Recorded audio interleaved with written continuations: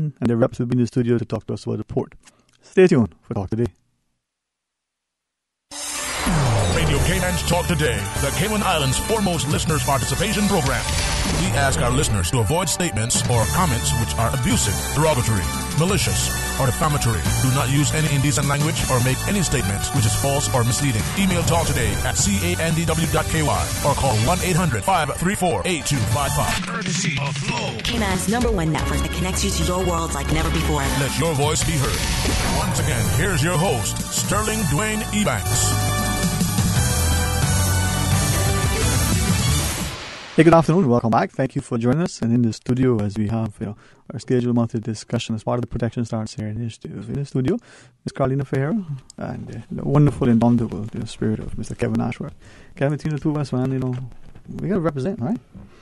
Yes, I'm here to represent the RCIPS. There you go. There you go. Glad to take part in conversation. Thank you. And then, I'm on the and from the Father Resource Center, Mr. Raquel Duhaney, and from EAP, Cindy Blakaitis. Good afternoon. I almost was be tempted to say something, but we have Ms. Carolina Ferreira making sure that we all behave somewhat. Ms. Carolina, good afternoon to you, Mom. Good afternoon, sir. Thank you for having us here again. Oh, it's important, and I think that end of the day, when we look at the many sort of multifaceted attempts and approaches and agencies and opportunities that exist, if we can, very seriously, even though with a smile at times, recognize how important and serious our work is. So, very, very thankful for you ably leading the charge. No, thank you. That might be an overstatement, but thank you. I'll take it. No, man, on a Friday, there's no overstatements, unless you're in the alley. It's a different story. Oh, well. There you go. This month's discussion, you were sharing with us, talking about physical and emotional abuse, primarily. That you would neglect. But set us on the stage. Why this? Why now? Sure. I think it's important that when we talk about child abuse, that we recognize that while child sexual abuse has been a focus for a lot of our discussion and a lot of our work, in great part because of the fact that it's not readily discussed and it's still something that lives in the shadows, we do have issues of physical abuse, emotional abuse, and neglect here in Cayman as well. So it's important for us to have that conversation so that people can gain a better understanding as to what constitutes each one of those different forms of abuse, and also for us to kind of open a conversation as well, because usually I know that all three other persons who are here now, Kevin, Raquel, and Cindy, have all had this discussion, and inevitably when we talk about physical abuse, we start talking about spanking, and that's a conversation that's also long overdue. So I think it's important for us to just kind of broaden the conversation, recognize the fact that to a lot of degrees there are other forms of abuse that are going on that are more prevalent than child sexual abuse, and therefore they need to be discussed just as much as child sexual abuse. Well, I appreciate that. Now maybe ask Dwayne later, but Ms. Raquel, as you wish to join us, equally, Miss Cindy. When are we talking about, though, the idea of discipline, and not in the sense that I think some always take it, they see it as physical, but discipline where a person, through a very deliberate approach. People say if you're an athlete or so, you got to be disciplined in your training, disciplined in your studies and the like. So that idea of instilling discipline in a person and so it's disciplining people. Is there a fine line between, implementing that and then becoming abusive? It's actually a very fine line, and that's part of the problem, is that the line is so fine we don't know when it crosses over from what is intended to be discipline and what then becomes abusive. I think if we look at the term discipline in itself, it means to teach, right? And so hitting is not usually the method that we use to teach people things. And a lot of the times we have our parents say, we're preparing our children for the real world. We want to make sure that when they become an adult, they know whatever it is that they're trying to teach. But I've been an adult for, I won't say exactly how many, but quite a few years. And never have I ever in any situation been called into my boss's office or the police station or anywhere and been given a spanking for making a poor choice. You know what I mean? And it would be looked at very differently if I was, and so my rights as an adult would be to be able to press charges or to have some action taken if that were to happen to me. So where are the rights of a child? I think we need to start exploring this from a different perspective.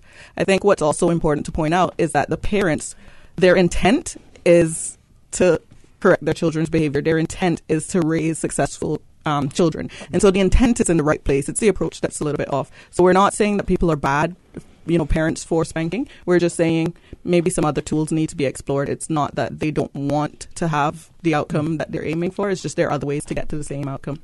Yeah, and just looking at discipline with certain methods that are verbal, that they do start to lean into the emotional abuse type of area where, you're using ridicule or belittling the child and making them feel less than and hurting them in other kind of ways that are less visible than, a physical spanking or some kind of grab or to stop them. It's, you have to look at, like Raquel said, about, discipline means to teach. So what are you really teaching them when you use harsh words and harsh language and shame the child and that sort of thing? So we have to really look at how we're addressing our children the same way that we would look at addressing other adults, right? No, I was just thinking because yesterday I was in Cayman Bay, and by no means am I a perfect parent, but I was watching this interaction between a kid who was probably about 3 or 4, and the parent who was obviously stressed, trying to get them to it's like, are you going to listen? Are you going to sit? Are you going to behave? And putting them down, saying, okay, well, if you're not going to do it, then I'm leaving. And then the child going into this sort of complete kind of meltdown about this, like, no, don't leave me, don't go. And I sit there and I was just like, I understand as parents. I mean, it's to be a parent is to be sleep deprived for the rest of your life, and it's just, and mine is only 6. So it's just, but I think it's one of those things that when we think about how it is that we're trying to again, teach children and what it is that we're trying to do, in that moment that we're trying to make this point, we're also jeopardizing this relationship that we end up having with them, because if that becomes something that you threaten leaving your child over because you couldn't sit and behave and we need to remember that these are things that they're going to internalize and they're going to take with them, and it can become a source for anxiety and other acting out behavior, So I think if we're approaching this notion of, raising our children and looking at it from the perspective of making them feel assured and making them feel safe, so that when we're disciplining them, that's the standpoint of where we're coming from, I think it changes our outlook, and I think we're definitely more mindful of not only our actions but also our words. When we look at that and sort of trying to prepare somewhat for today's discussion, we should casually to a relatively smaller group of individuals, very selectively. And interestingly enough, all but one, Dr. Spock, popped up. Some knew a bit, some didn't know, but repeated, he's the guy who talked about, you're not to touch your child and very permissive and this and that. And I was just wondering to what extent sometimes we are confused, either through being misinformed deliberately in the media, by not looking at things ourselves, not appreciating that I think Raquel, you said it, probably best, as an adult, you're not subjected to that sort of discipline, if that's the word we're going to use and interpret in that sense, right? But yet, as a child, we of some cultures and some mindsets, that's okay. Brother Kevin? Yeah, absolutely. And obviously I'm listening, my colleagues here, it's really educating for me to listen to the different agencies as well. Coming from a police perspective, we see sort of the end result of all this, of the failure in parenting, which I guess is what it is, the lack of education of parents of how to use the tools that should be available to them, and different forms of discipline. I don't think any of us disagree that some form of disciplining a child, as in bringing them up correctly and making sure that they're aware of what goes on in the outside world, but there is a method of doing that.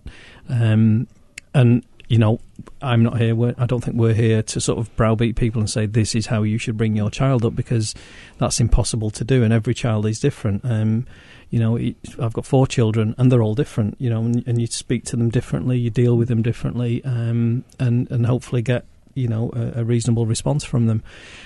From a police perspective, the term spanking, effectively it's an assault. It's an assault on a child to varying degrees, and that's where sort of my remit comes in, really, as to what level of assault that goes to, what level of reasonableness, and whether or not that crosses legal boundaries of reasonable behaviour, and does it then borderline into cruelty? Because we've come across cases recently and in the past where if you use the word spanking, it's almost a playful term, if that's, or a light-hearted term. But you throw in the word cruelty in there, and it means the same thing. But it has a completely different reaction. From the parent, if you charge them with cruelty to a child, they're absolutely mortified. Whereas if it's an ABH assault or a common assault, even they're almost accepting of that, but they're not accepting of the cruelty or even neglect issue. So these are some of the barriers that we're trying to work down, that these offences exist in the penal code, exist in the laws of the Cayman Islands, and parents do need to be aware, for one, that children are becoming more educated on what their own rights are, which is great, and well done on the education department and other guardians and mentors for teaching children that the pendulum can swing sometimes too far, which again we've seen, but we as the police have to look at that objectively, go with the evidence, go with what we've got, and take the appropriate action. So but we're not the single agency that deals with this. We need the FRC, we need other agencies to then help the parents as well. When we bring a prosecution, it's not just to incarcerate a parent, it's to try and get them some sort of help. I want to make sure that as best as we can, especially for parents, and I say this respectfully, probably parenting today is probably as hard, if not harder, than it was 100 years ago. Some would say harder because, your child is always on, your child is always engaged or exposed to so much, and you as a parent, as informed and enlightened as you may be, probably, I think Ms. Carlina said, our parent's life is one of subjected to be constantly tired.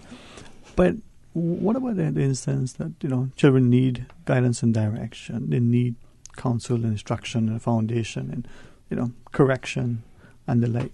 And then this notion that in today's world, that child who may be, let me see now, what the best way to put it, how one of the small groups I spoke to shared, that cantankerous child who's testing the boundaries. So they just wants to make sure, well, you touch me, I'm calling the police because I have rights.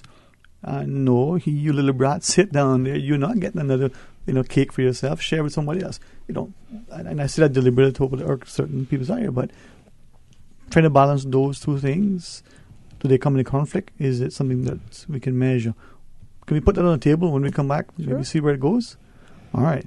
Stay tuned for Talk Today, 949-8037 or 949-6990. We invite you to be part of a discussion when we come back. Advance Automotive is celebrating 10 years as Cayman's authorized Chevrolet dealer and is giving away $10,000 to one lucky customer to celebrate. Buy any new Chevrolet from Advance Automotive and you'll be entered to win $10,000 cash. Entries close 1st of December or after 100 cars sold, whichever comes first. Buy your new dream car and enter to win $10,000 cash for Advance Automotive's 10th birthday. Visit the showroom on Owen Roberts Drive or visit AdvanceChevrolet.com for more details today. Nursing, education, social work, media studies, hospitality, electrical, plumbing, AC. Wow, I didn't even know that the University College of the Cayman Islands offered all that. Yes, all that and more, as well as event management and QuickBooks. They also did customized training for our staff last month. Hey, didn't your son just graduate from high school? Take him so he can apply for the fall semester. Pursue your academic and professional goals at UCCI. Admissions are ongoing. Classes start August 27th. Visit them or call 623-8224 to learn more. Brand Source Home Gallery has been appointed the exclusive Cayman supplier for Duravit bathroom products. Duravit is the leading international manufacturer of bathroom ceramics, tubs, and showers, recognized around the world for beautiful, functional products. Winner of top industry awards, Duravit collaborates with leading European designers to provide the most elegant and innovative bath products. If you're ready to bring style, comfort, and innovation to your bathroom, visit Brand Source Home Gallery to see the new Duravit showroom and meet the in-house bath designer. Whether you're planning a functional family bathroom or a personal spa retreat, browse the Duravit collection and be inspired. Brand Source Home Gallery, delivering a new standard in custom designed bathrooms. Brand Source Home Gallery, Dorsey Drive, Industrial Park. As parents and a community, it is our desire to have happy children who are able to cope with all of life's challenges. However, despite our loving support, sometimes our children suffer in silence and put on a brave face. Do you suspect that your child is experiencing problems, secretly struggling to cope, and is overwhelmed? If there is a possibility that they are anxious, experiencing troubling thoughts, and are suffering in silence, it is important to seek professional help. The Ministry of Community Affairs, in partnership with the Alex Panton Foundation, is hosting 5 community presentations on self-harm prevention this month and in September. These free talks cover how to spot the warning signs and who to turn to for expert advice. A question and answer will follow each talk. To get more information on the dates and venues of these presentations, please call 244-2426 or visit the Cayman Islands government website today. Talk today. But I do have some questions. Talk today. Cayman Islands' foremost listeners participation program. Talk today. Because there are more questions than answers. What the public is saying. Waging to take your calls right now. Sterling Dwayne Ebanks. Hey, good afternoon. Welcome back to Talk Today. Thank you for joining us. As part of our Protection Starts here, monthly discussion. We have nominated, delegated, appointed, with our consent or otherwise, Ms. Carlina for here to lead the delegation. Able to report with Mr. Kevin Ashworth, only because a handsome, strapping young man. Right, Kevin? Mm-hmm. There you go. Raquel Duhaney and Ms. Cindy Bacletis joins us as well. But seriously, physical and emotional abuse and neglect and the conversation, and I use the word discipline deliberately because I think it's a word like so many in English we misuse, misunderstand, and not quite sure or appreciate that there's a particular context. I think you sort of helped us to understand and define it best earlier. But for those who are listening, 949-6990 or 949-837 if you want to share your thoughts. But come back to you first, Ms. Carlina. Discipline, physical, emotional abuse, as we were talking before the break. Take us on that path. Yeah, no, I think it's, what you brought up, right, when it comes to how do you deal with quote-unquote, difficult children, right? Because that's essentially, or the willful children or the ones that have strong personalities and everything else. And I think as we were talking about it over the break, I think it's one of those things where we don't give enough credit to the fact that we're not born knowing exactly what to do once we become parents. As you mentioned before, like you have manuals for everything else, but there's no manual for parenthood. And it's just like in what works for one child, as Kevin said, he has 4 kids and they're all different, and I think we forget that, and it's just like, and it's important for us to recognize that we have to meet our kids where they're at, and we have to be able to understand those differences. And even though, you want them to have the same values, but in order to get to that point, you have to treat them a little bit differently, and you have to get to that, in a different way. And I think that's where, Family Resource Center really has a lot to offer when it comes to bringing forward those parenting classes, trying to break the taboo around the fact that we all could use some help parenting, all of us. And it's just like independently of whether your social economic class, where you're from, and all of that. So it's just like this is no longer something that is just for the, the parents who don't have it together, because we could all develop our parenting skills. So, as we talk about the pendulum swinging in terms of different ways, I think the moment that we as parents give up our authority and the respect that we have in that relationship with our kids, where we bring in a third party, be it the whole wait till your dad gets home, or, if you do this, police is going to come and get you, or whatever it is that we're doing, we already have forfeited a lot of the dynamic of that situation. So, Shaka? Again, we want to, as an agency and as a team here, empower parents. We want them to understand that you have those skills, but every set of skills at some stage requires updating. All of us here work in different professional capacities. We don't get trained at the beginning of whatever century and then continue to work without getting any upskilling, any professional development. It's the same thing with parenting. Things are constantly going to change. Most of my parenting learning happened at FRC, and that's because we're constantly doing research, constantly updating our skill sets, our approach, because it's not a one-size-fits-all. And so accessing parenting is not about not knowing how to be a good parent. It's just about what else might have changed, how else might I approach this same thing. It's great to have more than one tool in your toolbox, toolbox for the same problem. Okay, today my child is presenting in this way, I might use this approach. Tomorrow my child is presenting in that way, I might use another approach. Might be the same problem. But depending on the situation, we might have to have a different approach. I always use this analogy, and I'm sure everyone at FRC will put their hand on their head and say, oh, the computer again. But it's when I was in school, and I hope this doesn't age me, but, we used the floppy disk to save our work. You had the floppy disk? Can you imagine?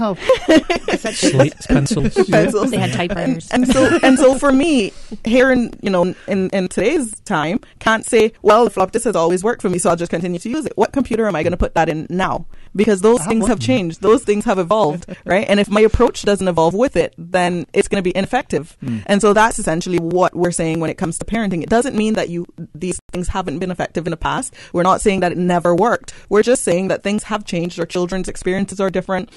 Social media plays a big role. All these things have evolved, and therefore our parenting styles have to evolve with it to be effective. Okay, can I ask? And again, partly for two reasons. I certainly want to be the very best parent I can be. I mean, if I can be handsome, at least I should be helpful, right? That's my motto, right? But in preparing for this, as deliberate as I said, went out to a couple of different little, bits and pieces, and two individuals, separate the discussions, said, "Oh, go watch a movie." Now, partly because I hate television. Sorry, did I say that loudly? I can't stand TV, right? But this movie with Billy Crystal and Bette Midler, Parent Trap, no. Odd Parents, no. Something about parents with children. Parenthood. Is it? They were the grandparents that were looking after the children, right? I forgot what's called. Anyway, I should have known this. Kevin? But Home Alone? I don't Billy know. Crystal is the guy in it. He was the grandfather, and he was brought in to look after his grandchildren. A radio broadcaster guy, and then, Okay, so I watched this. I thought it was. Is it the radio broadcaster thing? It must have been. He was singing. I thought it was a decent movie. It was only one part in it. I thought, was it for that? It would be a perfect movie in terms of family. Right?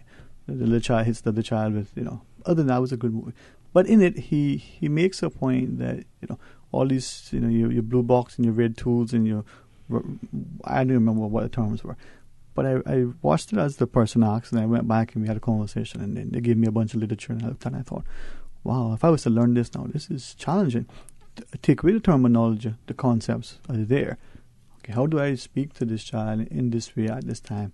One, maybe you tie the child up and put him out in the hot sun and say, hey, come in when you're ready and to listen. Or you say, what is the issue? Now, hopefully people understand the first one was as outrageous as I can find.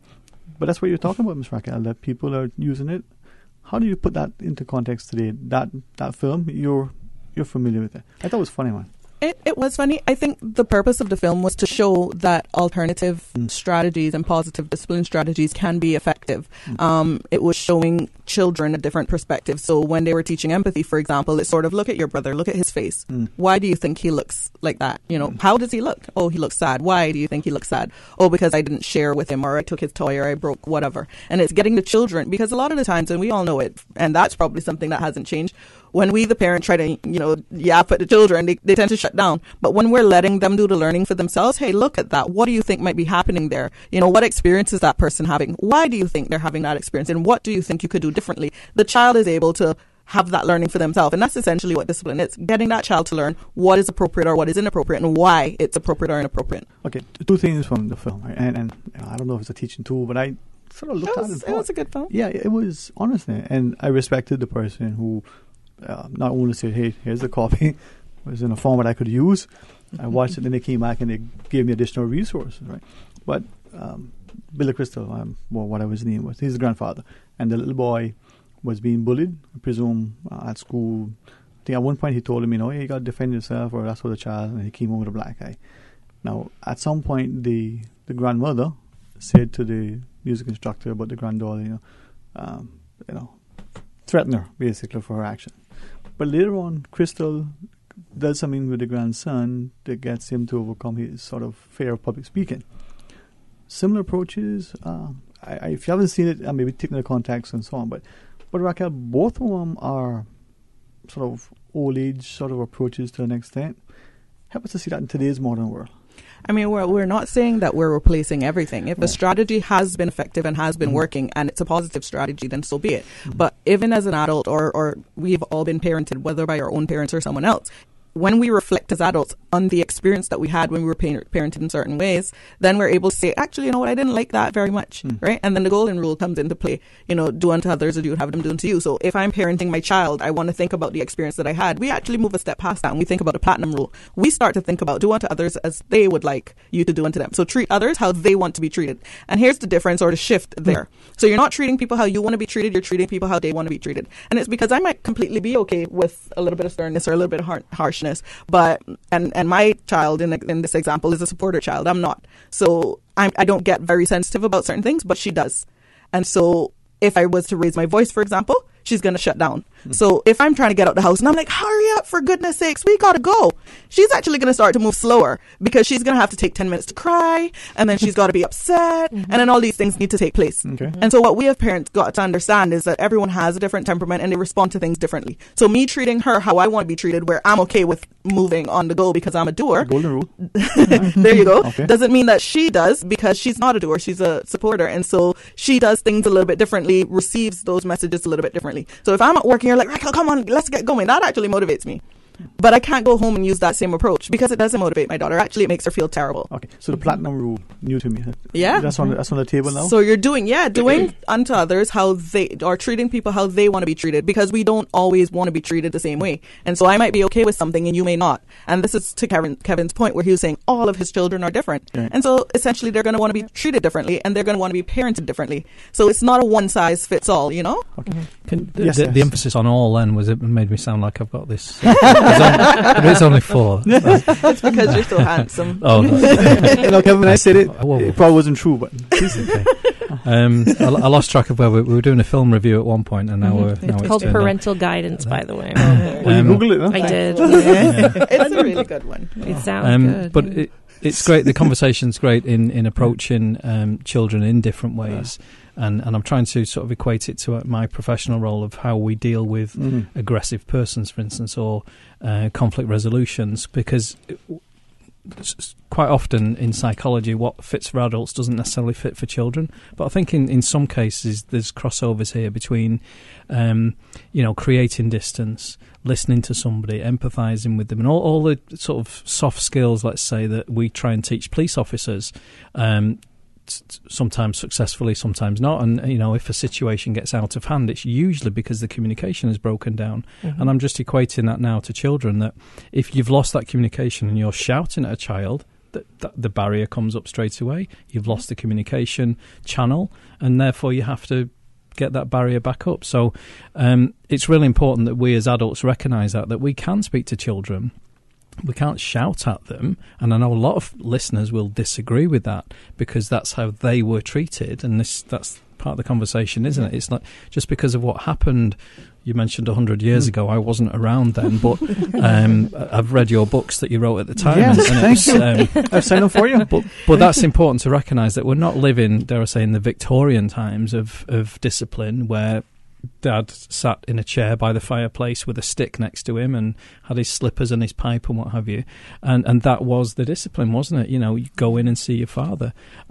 Fortunately, I never had that in my upbringing. And I remember probably 3 or 4 occasions, significant occasions, where discipline was instilled, and they were harsh lessons for me as an individual. I don't remember the mundane stuff, the sort of day-to-day stuff, growing up through life, but you remember those significant things because they are emotional events in your life. And again, back to the victims, and I'll call them that because of the profession I'm in, that the victims that we see, we sometimes forget the fact that they are victims of a crime, potentially, and it has a long-lasting effect. Not only with child sexual abuse, which I know we've discussed separately, and this is a slightly different conversation, but definitely with physical abuse as well, because the knock-on effect of that is that that's how they're going to discipline potentially their children, or even somebody else's children in the future. So sorry to bring it down sort of to that level, but I think we're all on the same page, obviously, that as long as you're communicating properly with them, with children, and learning those techniques, that if this technique isn't working, then try this one, then try this one. I'm just thinking of my own 4-year-old daughter now. One day she'll just toddle off to the bath and have a shower without any issue whatsoever. And it's like, thank Lord. She just goes off and she's washing her hair. The next day, shouting and screaming because she doesn't want her hair washed or doesn't want this, that, and the other. So we cannot. What works one day might not work another day. And as a parent and as an adult, we have to accept that. It's not acceptable in adults because adults sometimes can be taught that, you know, you need that routine. Children can't be taught routines over time, possibly, but not on a day-to-day basis. So we have to be flexible as parents to adapt to that ourselves. Yeah. No, jump in. If not, I'll ask. Do you know what? You know what else they learn, Kevin? And I hear you saying your daughter sometimes will go off and do what is expected. Praise. Praise works for children, and it's a form of discipline. People don't get it. Yeah. But if you start to give them attention for the behavior you would like to see more of, then you'll get more of it. No, definitely. It's the same thing with adults. When we're at work, if we start to get raises and, you know, days off and high fives and emails that say, thank yous, and emails that say, great job. You know, a boss that comes around and says, oh, thank you for that thing or a great job on that. We tend to want to do more of it. Same thing with children. You know, wow, good job putting your shoes away. Great job washing your hair on your own. Wow, that looks great. Even if it's not done well, you know, wow, you really tried to get those laces tied, didn't you? Great job. I bet you can do it next time. What is that child going to do? Try to do it next time. You know, when we praise them for what we want to see, we see more of it. What often happens is parents hyper focus on catching the child out. Oh, you wait till this happens again. I'm going to make sure you learn. But why not learn about what we like to see? You know, I think it's really important that sometimes we just flip the script. Sort of part. Are we okay to carry on? Because it's. I mean, part of that conversation is about the adult in that interaction, sort of almost putting their own life on hold for that time being. That we have to accept that we've brought a child, another person, into the world, and therefore. It's our obligation to teach them. I'm just thinking about the shoelace thing. You know, an adult sitting there with a child and tying the adult's shoelace and doing it with the child, so mimicking that behaviour, and modelling. that's, you know, modelling the behaviour. Very effective. And it's you know, kids are brilliant because when my daughter's playing school and playing, she does Lady Doctor now, Dr. McStuffin and things like that. And you can hear the words that she's heard that adults have been saying to them, and that positive reinforcement that we were just talking about then.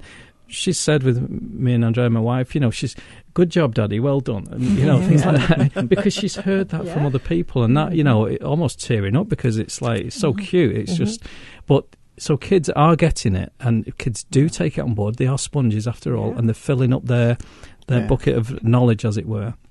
So let's go with it. That's the thing, right? It's like if you think even of us as adults, right, if blame and criticism enters the realm of the discussion or the disagreement or whatever, you know, we as adults shut down a lot of times, right? And even like the management approach, like that's what we've been worked with when we're teaching with managers about leadership, you know, to treat others the way they want to be treated, communicate in a way that they will hear you, right? Not so much what I want to hear and what I want to see. It's about meeting the person where they're at. And, you know, just to go back to, you know, the parenting, you know, we send them to school, and that's only part of the learning, right? We have to keep doing the things at home, you know, keeping blame and criticism out of it. And if there's something going on with our child, recognizing it and doing whatever we can to help, not focusing on blame and criticism, because we want to say, oh, well, such and such is a bad influence, or this friend is doing this, or, you know, we have to know what the children need and be able to provide it plain as day. Mr.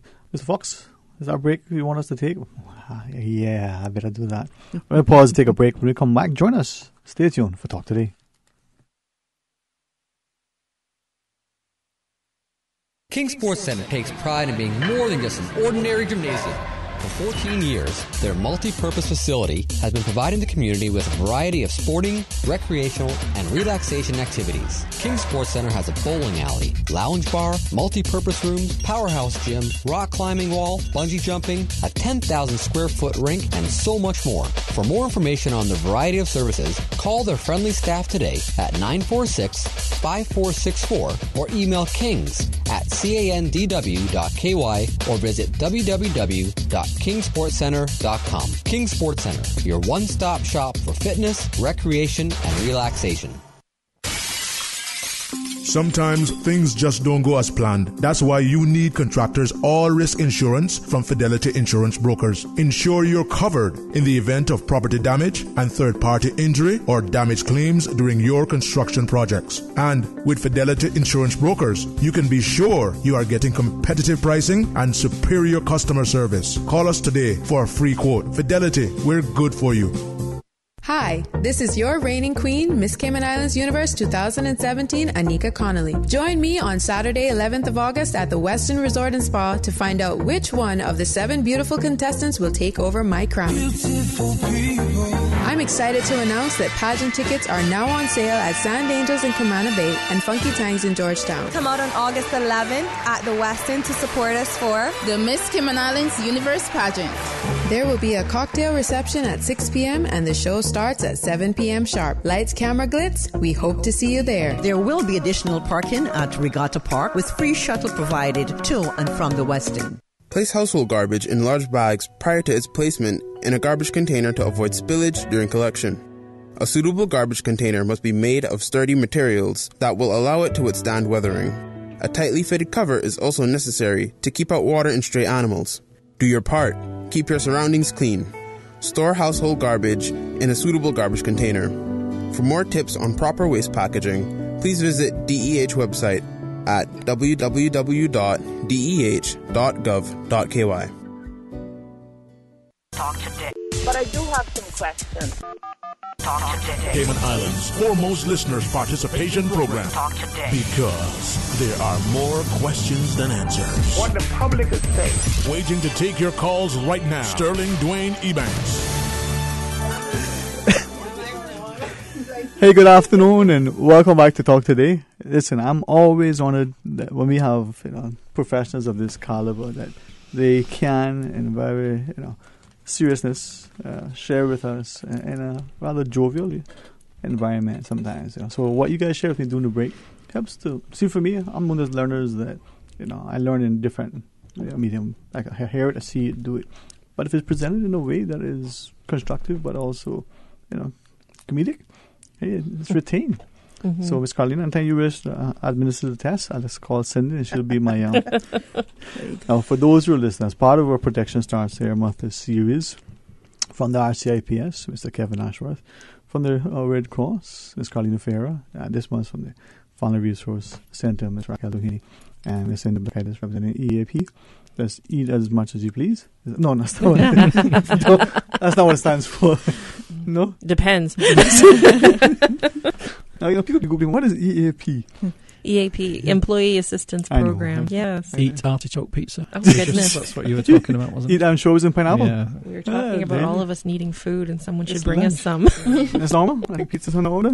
No, but as I was looking at it, and I was thinking during the break, and I appreciate the opportunity to just maybe take an interjection and look at that film with Billy Crystal, and having people help me sometimes in how to facilitate a discussion, because this, Ms. Carlina, as you know, is a touchy, sensitive, difficult subject at times. I've seen some of your presentations, and you do an incredible job taking what is, I think, challenging sort of material and engage the audience as appropriate, whether they're young or just young at heart. But when we're talking about discipline, and sometimes we fail to recognize that we can be abusive even when we're not physically hitting, or we can, be abusive even though it's not our intent. You tell the little child, yes, you need to bathe, yes, you need to go to bed, but how you achieving that, and the little Johnny is receiving it, you could be doing a whole world of, disservice to you and to little Johnny and Johnny's grandchildren, for generations, right? Of course. And I think it's, let's just, kind of cut to the chase a little bit and say, I think a lot of times we use discipline, but we also interchange that with punishment.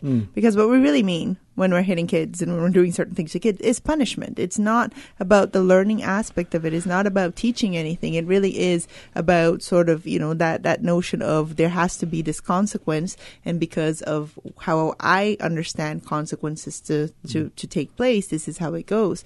I think we romanticize the fact that for a lot of us, and it's just like because, corporal punishment and spanking was on the table, not just at home, but also in schools and, sort of other places where was just generally considered to be okay. And it's like we romanticize that from the perspective of saying, well, this happened to me and I turned out just fine. But did you though? Because I mean, do you have the skills necessary in order to be able to talk things out? I mean, do you know? And it's something that you just like for all of us. Our parents did the best that they could with the information that they had.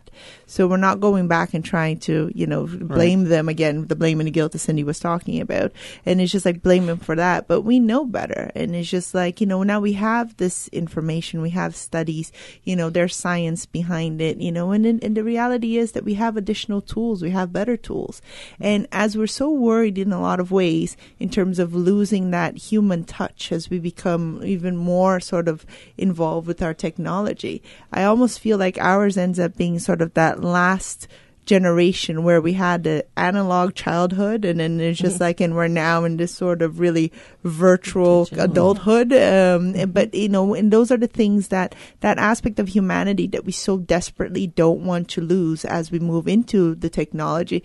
But we also have to remind ourselves that there are certain things that we did that we can leave behind. There are certain ways that we parented, this notion of the punishment and everything else. Because I remember, even growing up, it was thought sort of a step ahead was kind of like, well, no, you never hit your kids when you're angry. You calm down and then you go and you hit. Like, I can't fathom. Like, I can't fathom, and it's not to say that I don't get angry. Yes, I get angry sometimes, and I have one of the easiest kids to parent in the world. I will say that straight up because I'm really fortunate that way. But I can't fathom, like, once that moment, that anger passes for whatever reason, that you would actually be like, okay, well, I feel 100% better now. Let me go pick up this, the switch and whatnot, and we'll just do this in a humane way. Like, there are certain things that we just, But Ms. Conner, I don't think that's in that sense, what I meant. I mean, the scripture talk about never discipline in anger, right? And I think when you're emotionally charged, you can't think rationally in respect. But if I could just revisit something you shared earlier. We talked earlier about the culture, whether the Victorian era, when Kevin was younger, or more recent, where you waited for the father to come home. Well, you'll see. To some extent, the corporal punishment in the schools, as parents, we abdicate the responsibility of discipline, of instruction, of guidance, of making sure that there's accountability and responsibility. So we delegate that to the principal at the school or the teacher or whomever, as opposed to saying, as a parent, okay, child, parent, there's a responsibility, and you need now to, as a responsible parent, do this thing that needs to make sure the child is nurtured. Not that anybody here is advocating, or supporting, or promoting any sort of, physical, emotional, other abuse. We just want to be good parents. Well, how do we get parents to understand that, they got to stop,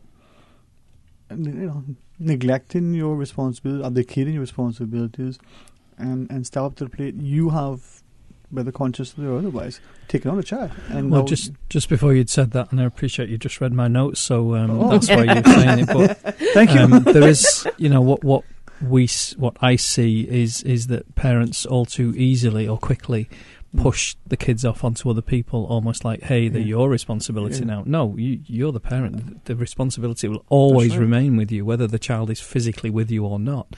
There's that element of, hey, there's an easy babysitter, there's a summer camp, we can just throw the kid in there and not worry about the safeguarding and things we've discussed previously.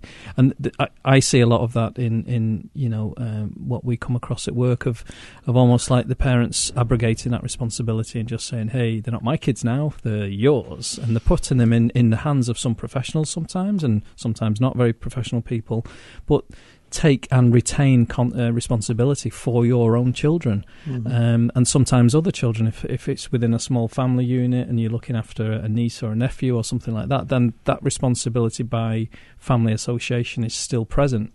But your own children, especially, you've still got that responsibility. Indeed. Well, let's go to our news break and respectfully come back. For our listeners, we'll have another 30 minutes or so. We invite you to join us. Quick programming note at 1:30. We'll change gears. We'll talk to reps from Safe Cayman about the port project. Please stay tuned for Talk Today.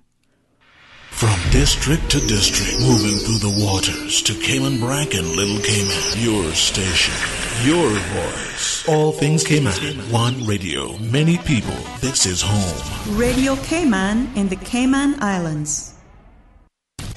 Radio Cayman. Radio Cayman's newsroom.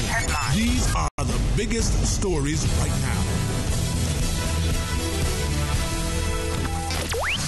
The Public Service Pensions Board appoints 3 new trustees. For next year, Robin Ellison, Orrit Corner, and Cherie Ebanks will be working with the board on increasing focus on delivery of member service, a review of plan risk management, and further assessment of financial controls and investment monitoring. The new trustees underwent a full-day training and orientation session earlier this week to get them well-versed in the PSPB-specific legislation and pension schemes. Their first formal trustee meeting happens later this month.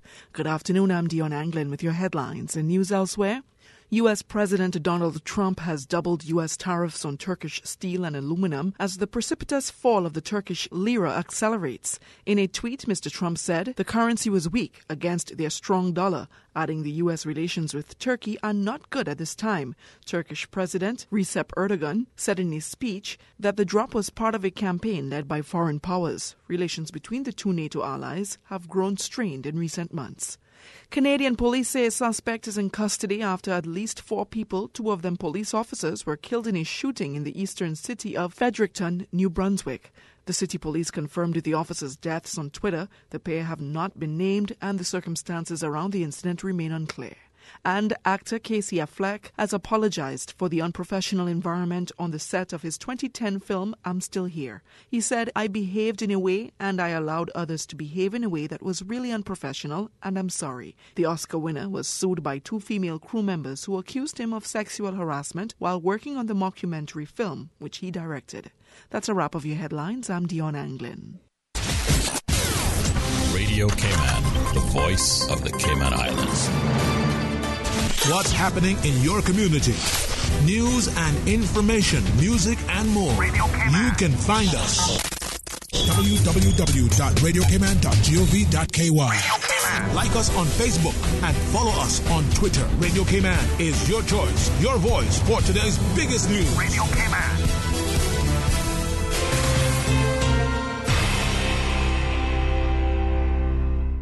Talk today. But I do have some questions. Talk today. Cayman Islands' foremost listeners participation program. Talk today. Because there are more questions than answers. What the public is saying. Waiting to take your calls right now. Sterling Dwayne Ebanks.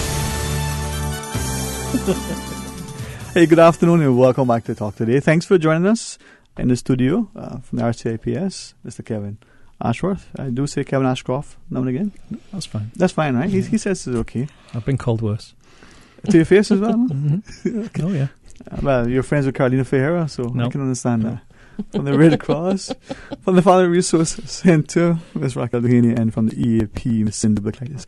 And I'm hoping that as parents and adults and as teachers and even older siblings, that we start to recognize that in our interactions with each other, that there's respect, that we're conscious that there are things that we do and say could be, could amount to physical and emotional abuse, could be neglect, and that maybe we rethink and get retooled, get the resources over to Family Resource Centre, right, Ms. Raquel? Absolutely. All right. Can I ask though? Listening to what we're sharing, and I say this again, please guide me, listeners equally. Nobody here is talking about wanting to, in any shape, form, or fashion, do anything that makes a child unsafe, puts a child in an untenable situation. Everything wants to be as safe and as nurturing as possible. But Kevin, wait.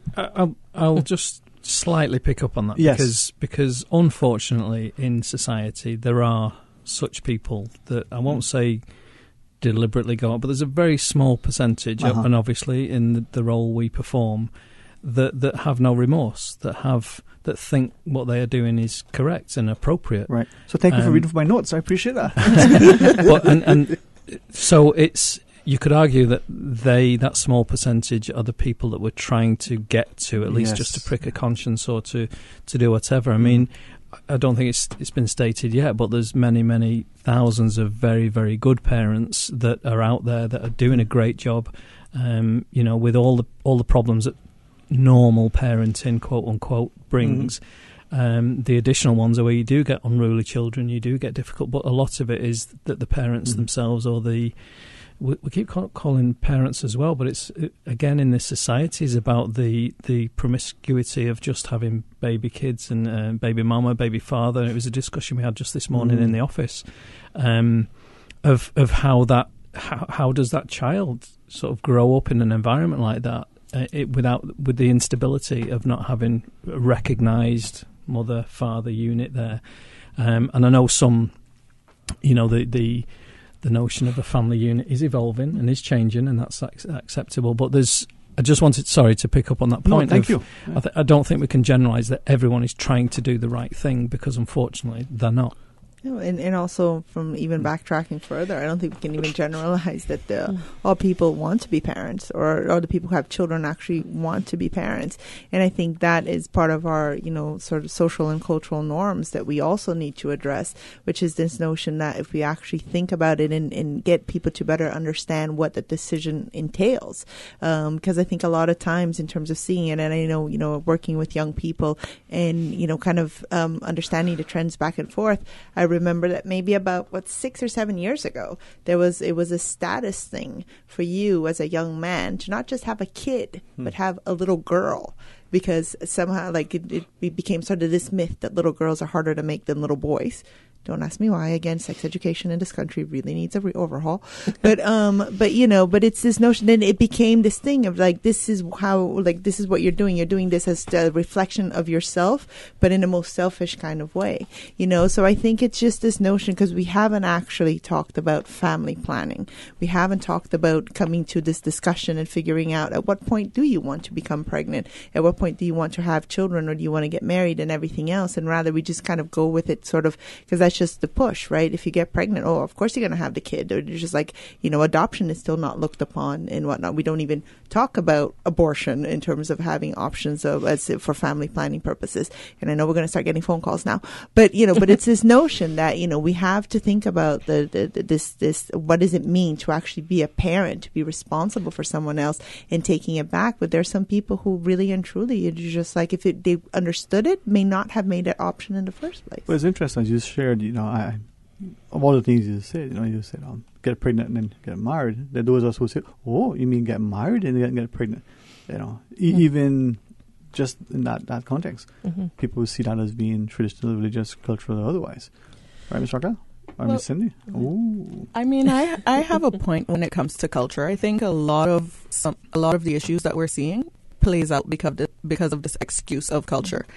We do this because that's the way it's done here in the Caribbean, or this is who we are as people of color, or this is who we are as, whatever we're grouping ourselves as. When we look at culture, I think it's important to remember that culture is not some, thing that's set in stone. Culture is the people. People make up culture. And I feel that when things in our culture doesn't fit or doesn't work or shouldn't be there, then we should change it. We should take it out. We should add new things in that do fit. Lots of cultures have evolved in different ways, and there's no reason why ours shouldn't. I think we've become very desensitized to a lot of things over time. We were joking about sibling rivalry between, Kevin and Carolina. But when we have families who are saying, they're just siblings, they can hit each other. It's not a problem. They're just, they're fighting. It's sibling rivalry. But when we start to normalize behaviors like that, we have to break it down and look at that. A dynamic between brother and sister is that this is one of the persons that are closest to you in life. These are, this is one of the persons who you love most. Now, if it's been acceptable for you to hit this person for whatever extent of time that you were children, then what we're saying is, as adults, it's okay to hit the people that you love. We do not understand how children interpret or misinterpret information. And so it's important that we're very clear when we're teaching these lessons. If my parents are saying that this is okay, then that just means that, people hit people all the time. When I was kids, it wasn't a big idea or a big deal. Now that I'm an adult, does that change? We have to make sure we're setting clear messages and clear boundaries from the get-go. We're desensitized to a lot of things, and that is what we're teaching our children as value, and it's not.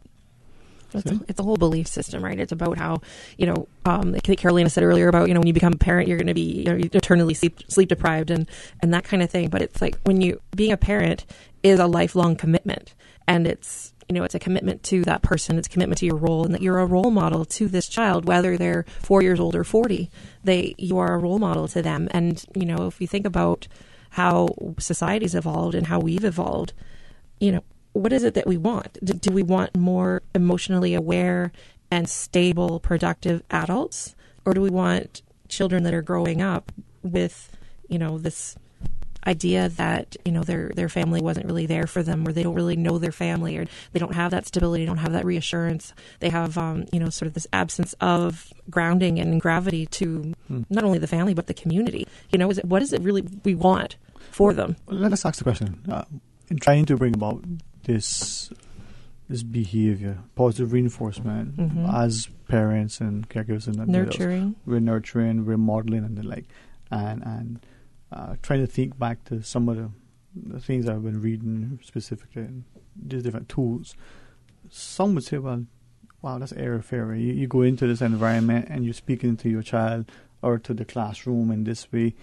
It's not only is it another language, but it's not productive. It's making the child, what's the word I don't want to use? Soft. I said I didn't want to use that. Oh, sorry.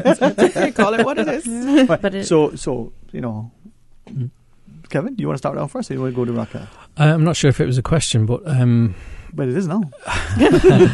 No, it's interesting. It's about we said it right at the beginning. Or yes. It was mentioned at the beginning about preparing the child for adolescence and then eventually for adulthood, and that is our responsibility, because we are adults now, and therefore there shouldn't be sort of robots of what we are, and we don't expect them to be. That they are their own entity and sentient beings, so they can think for themselves. We just have to guide them along those thought processes. I think that's.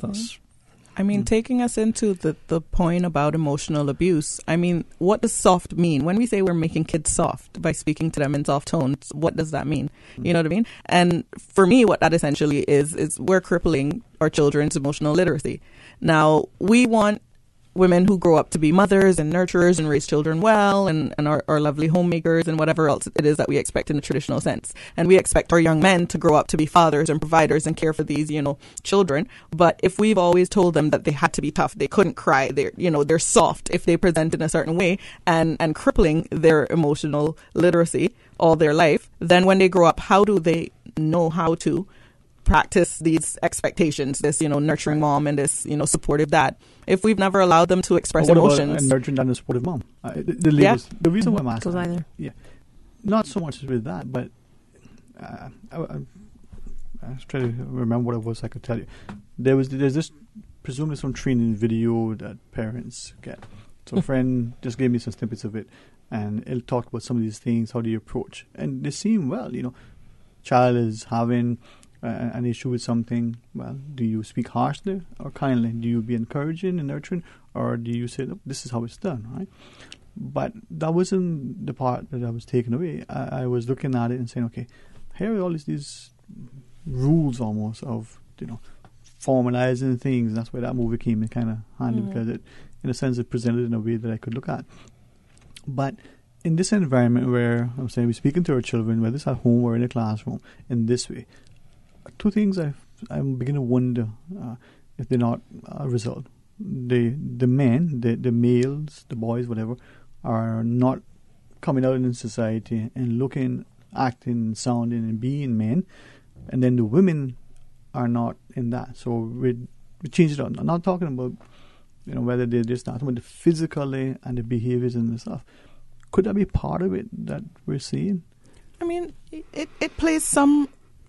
It plays a role in it. I think we've got to allow all people to be able to have emotions, express emotions, and connect with their emotions. And I think when we stop allowing that to happen, that's when we have persons that Kevin have to deal with, parents that he was referring to, that genuinely just don't care and have no remorse. Because if all your life you've never been allowed to connect with your emotions, you're not going to be emotionally connected to this child. So you're not going to care if and when you hurt them.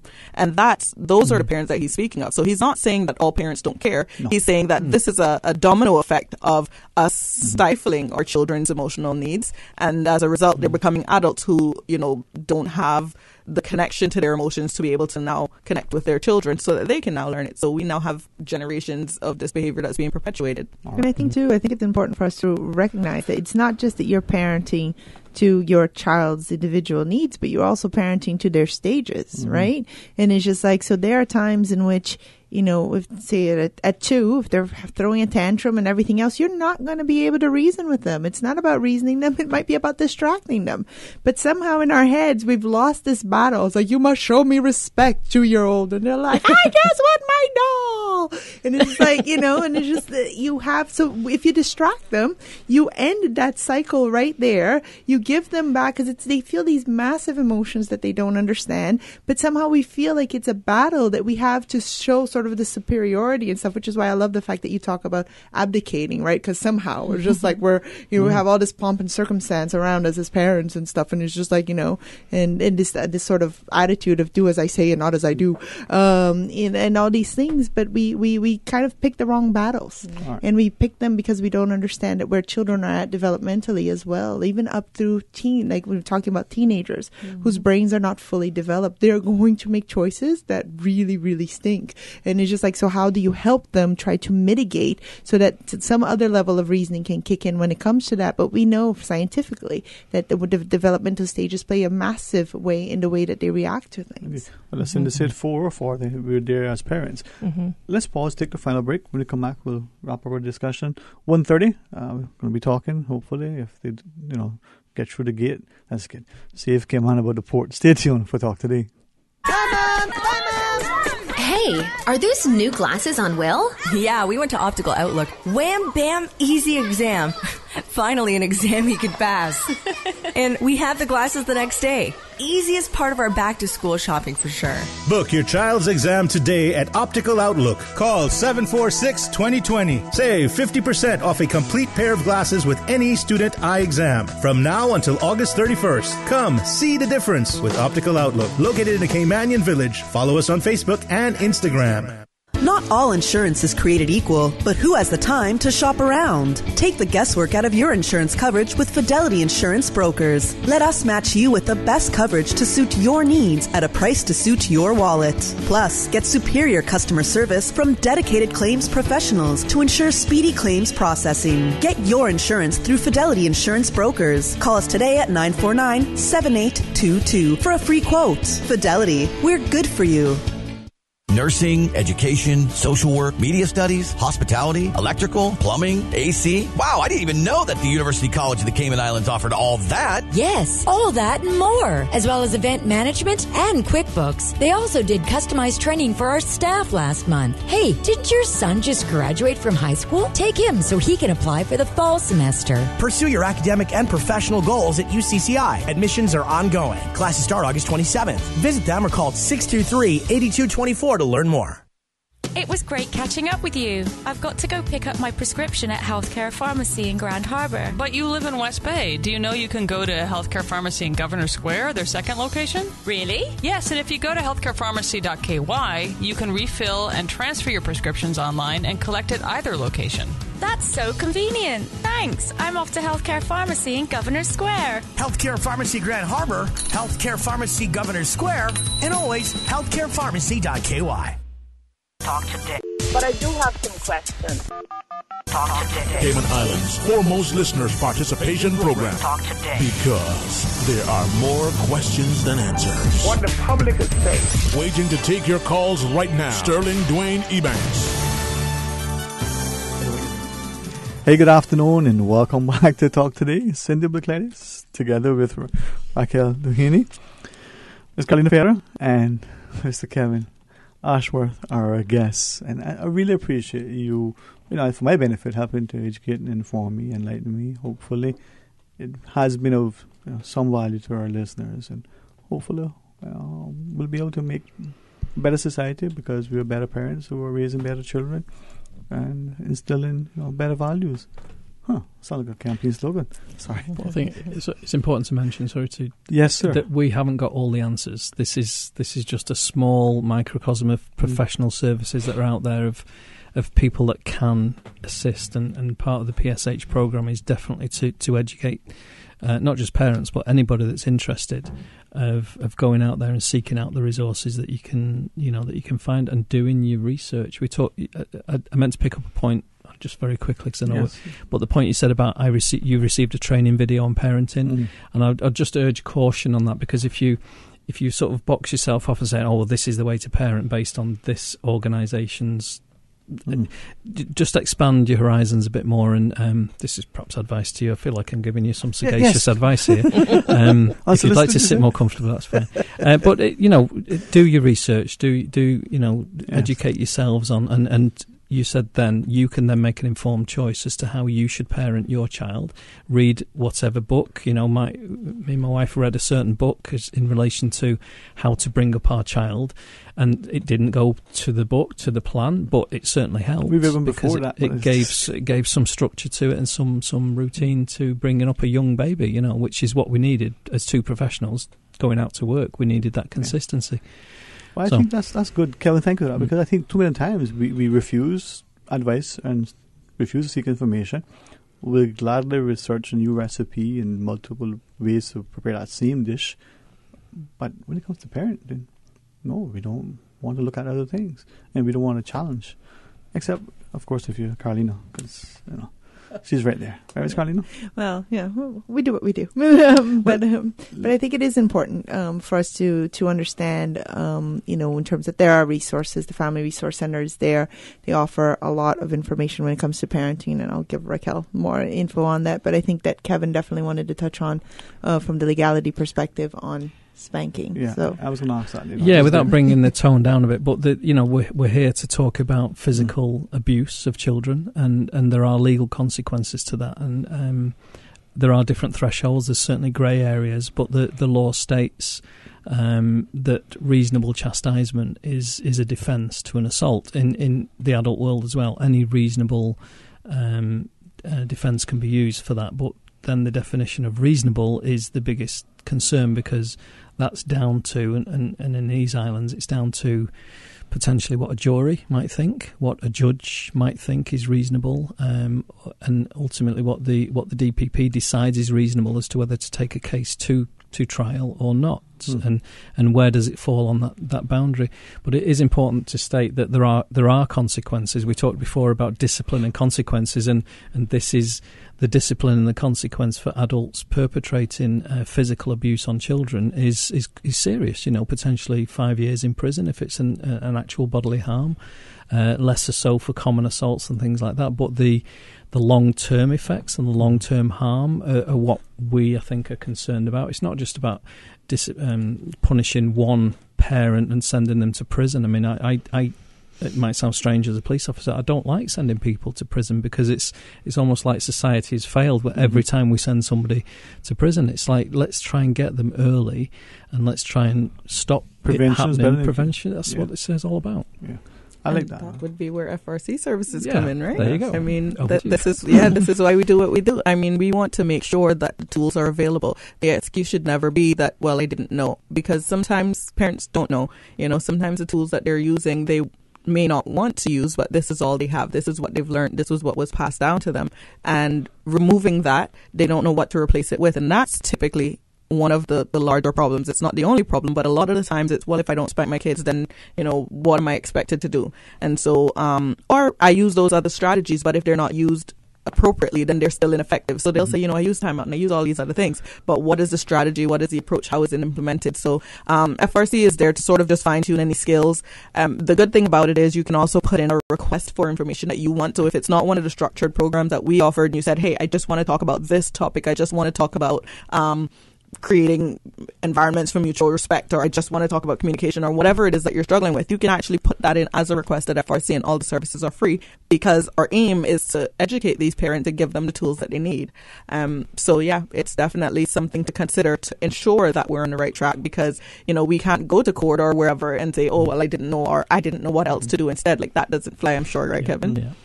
As I listen to it's ignorance of the law as well. There shouldn't be. That's it, and sometimes too, perhaps with accessing resources and programming for parenting, it's probably not unlike some of us when we look at the perception for mental health. We're not going to speak to a counselor or a therapist or what have you because there's this perception, oh, something must be wrong. Yeah. If that's the perception, I would hope people rethink that. Go to Family Resource Center, get the parenting workshops, get the tips to make you a better, more informed, just a better parent. Well, it does what it says on the tin. It's a resource centre, for families. It's there. It's not there. And even just to get reinforcement about, like, okay, this is what I'm doing, and it's working, and you'll get feedback from the classes and from the coaching and all of that. Like, even, so often we don't reach out for help or ask for help because we're embarrassed, or we think we know, or is it working or is it not, and I'm not sure, and I'm supposed to know this, I'm supposed to know that. But honestly, I know I worked at FRC. I did parenting classes. I taught this stuff, and honestly, I've been to more parenting classes now that I've become a parent, because you teach it, but to apply it sometimes is a lot harder. And it's just so good to be in an environment where what you're doing can be either validated or you can get additional pointers, because just like, we don't all communicate the same way. We don't all learn the same way. Like Kevin said, 4 children, they're all different, right? We need as much information and validation as we can get.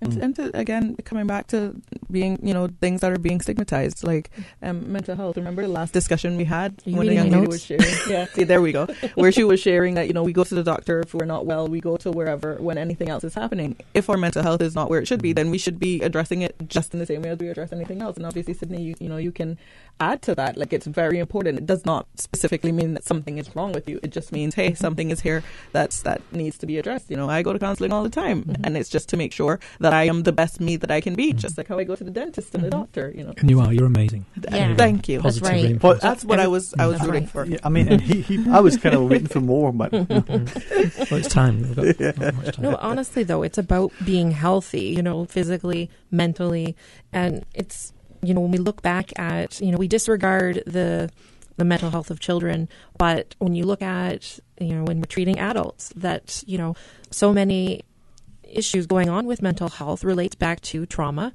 or adverse childhood experiences. That's what we look at, being able to cope with, symptoms of depression and anxiety or any of the other major ones, not being able to resolve conflict, not being able to attach and connect with somebody. And you look back at, what are the dynamics that we grew up with? Was there trauma? Was there early childhood adverse childhood experiences? And what did we learn? How did we learn to cope? And that just translates. We're learning all the time from young. Children are, that's what I'm saying, the commitment. When you have a child, that is a commitment until the day you die, that they will learn from you from the very beginning. They're always learning, and it doesn't matter if you say, oh, well, I do this, but don't do that. It's not. They learn, and they're not even learning from just us. They're learning from all other places. So it's not enough to just say, well, this is what I'm saying, and you're not supposed to do anything else. It's not that good anymore. Well, thank you all very, very much for coming on. Looking forward next month, Ms. Carlina. We'll be back for discussion. Kevin, if you were, able, please join us. A snack would be It's nice. Always my pleasure to come down. Yeah, Thank you very much. We kind of need to keep a balance. And it's a shame to sort of halt a conversation, isn't it? Because it's a great conversation. I would have loved to have taken some calls because it is interesting. Yeah. There's a lot of people out there that are concerned or have concerns or can raise an issue anonymously. So perhaps we can engage in that next time to try and get some callers. Yep, that would be your objective. Let's see if we can make that happen. Can I invite each of you to have a very wonderful, safe, productive, relaxing weekend?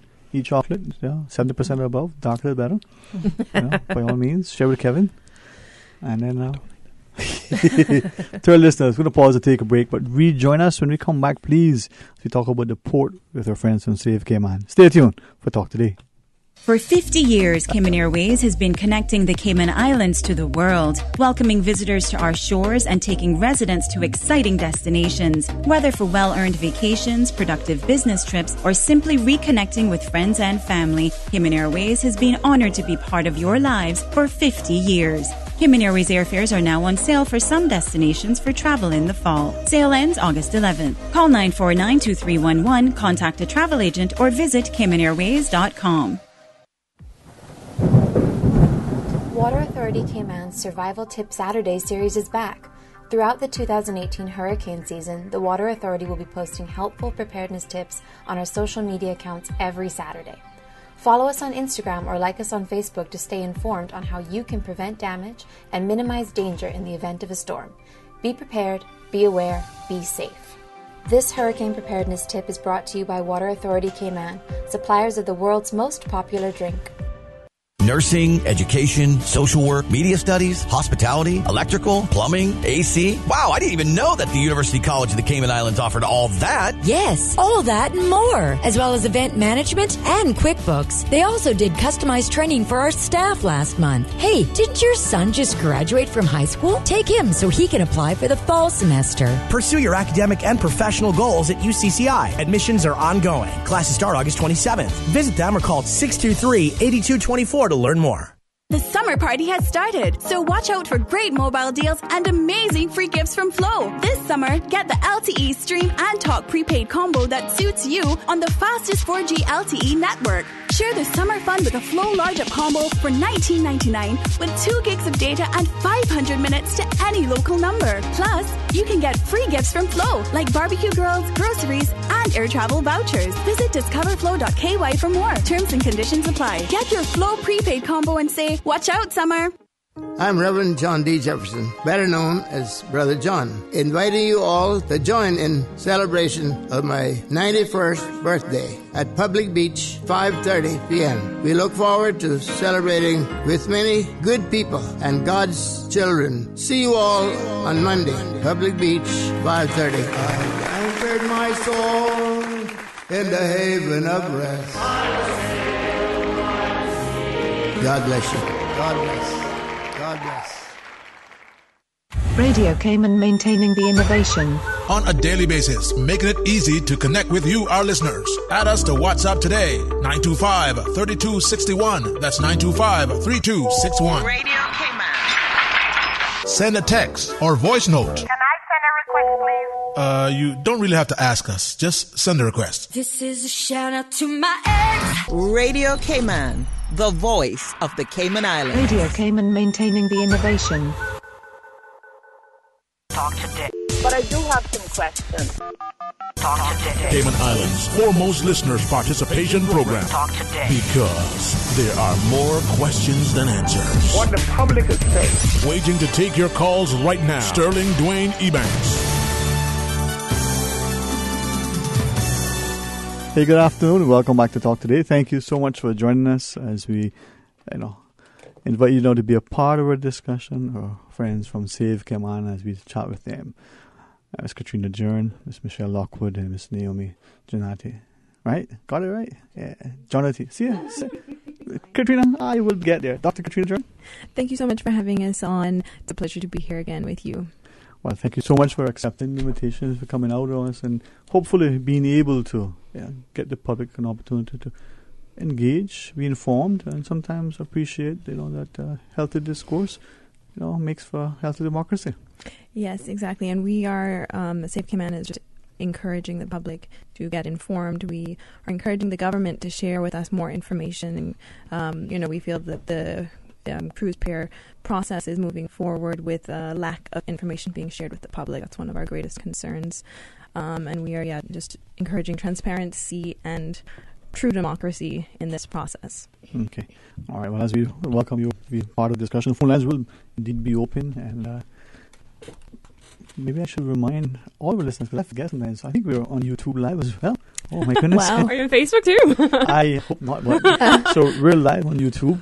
You got to go on to it and type in Radio Cayman Stream Live or something. So tell your friends. And between the two of us, we have 4 people. But, Michelle, Ms. Lockwood, for your initial discussion, your points, welcome on. Well, I want to be clear with Save Cayman is that we are not trying to be adversarial. We are just trying to, like Katrina said, we're just trying to make sure that the public is informed. We don't want to throw out wild accusations. We don't want to say that we're against anything. We're just for the environment. We're for democracy, as you just said. So, I'm looking forward to having a good discussion today. Great stuff. And Ms. Naomi? Well, part of my interest in Save Cayman is just, how enthusiastic they are about us being able to have a voice and being able to look at the issues and examine it ourselves as citizens and, just pursuing information and being able to share it with one another. I think that's really important. It's a lot of technical information. It takes a lot of hours to get through. With the port specifically, what information do you have that is in the public domain that you've come by that you can share with us? Because respectfully, there are a lot of people who we're not sure. Some, oh yes, didn't you know? Well, What do you know? Right. Well, so this has been carrying out over a number of years, Mhm. right? So just to kind of recap and remind the public of the sort of history. In 2015, there was a lot of information shared with the public. The government announced they were moving forward. The environmental impact assessment was undertaken. The results of the EIA were made public. And at that point, there was also, a lot of concern from the public about the impact that this would have and whether, environmentally and also the costs. And at the time, there was a number of signatures of petitions circulating, which received a lot of attention locally and internationally. One received 30,000 signatures, another 5,000 signatures. Safe Cayman was formed at that time, and we also organized a demonstration that was very well attended and did get the attention of the government. Was this the one just before the last election in the center of town? Right, it was in the center of town on the waterfront. Right. I think it was like October 2015, so it was sort of as a result of the announcement in September that they were planning on moving forward with it. Okay. Yes, and following that and all of the public objection, the government said that they would consider redesigns and other options. And since then, we have been waiting for the government to come back with that redesign. We still haven't. It has not been made public. In February of this year, Minister Kirkconnell agreed to meet with us. We met with him, and he did share with us sort of informally what the redesign that they were looking at was. However, it has not been made public. And we got, just very few details. It was not a proper release of the redesign. And what we were shown, we still have great concerns about. No, a couple of things. With respect to information that has been shared, some have something informally, some have seen it loosely in passing, different bits and pieces.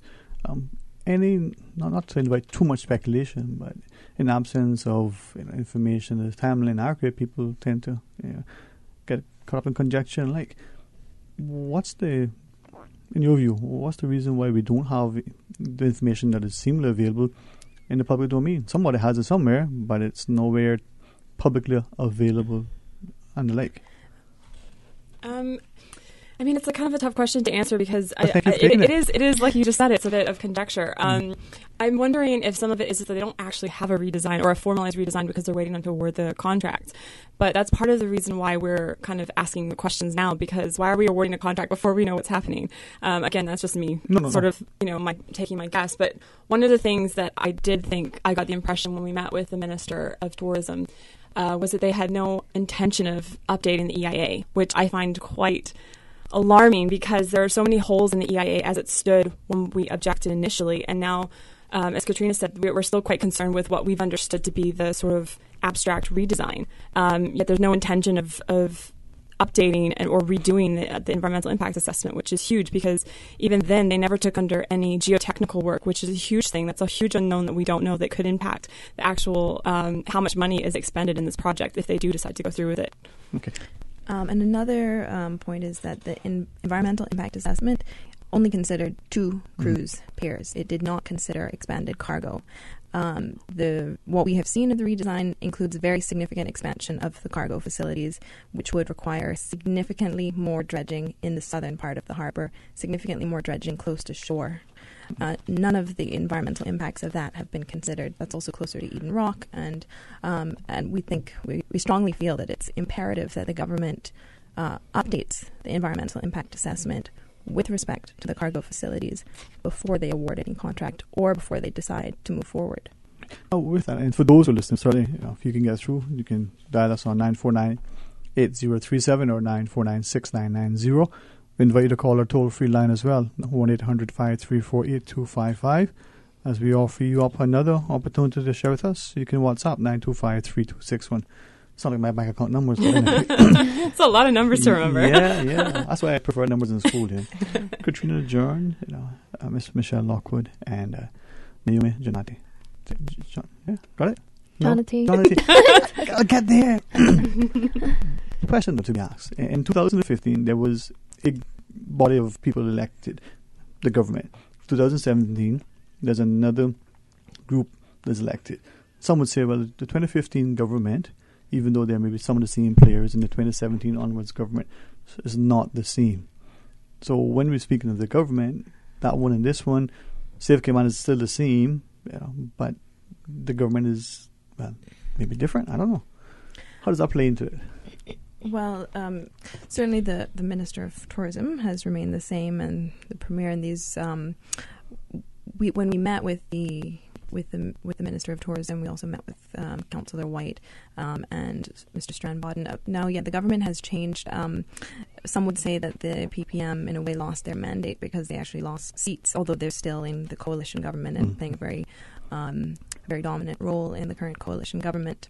And we hear the argument that some people say that the PPM part of their election manifesto is developing the cruise berthing facility, and so therefore they have a mandate to move forward with it. However, I think that people, the election results show that they actually lost seats, and so in my opinion, we can't say from that there is any mandate to move forward with it. And the reason why I ask that just moving about the community, whether you say something for or against, and we focus for this discussion exclusively on the port. Of my experience, most people have a view, but everybody, whether they're for or against, have always said, "Well, I'm not quite sure how it's going to look, what is going to be the final thing. It could affect the environment." Yes, it will. People have that.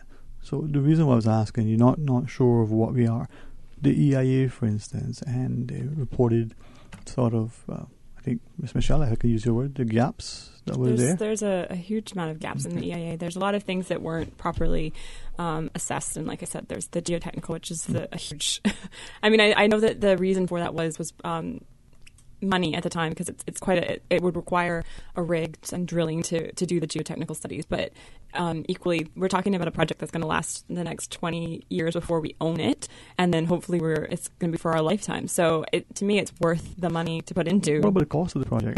Because over here, $500 million to start. I don't actually know what the number is. I think I've heard 300 million being thrown around.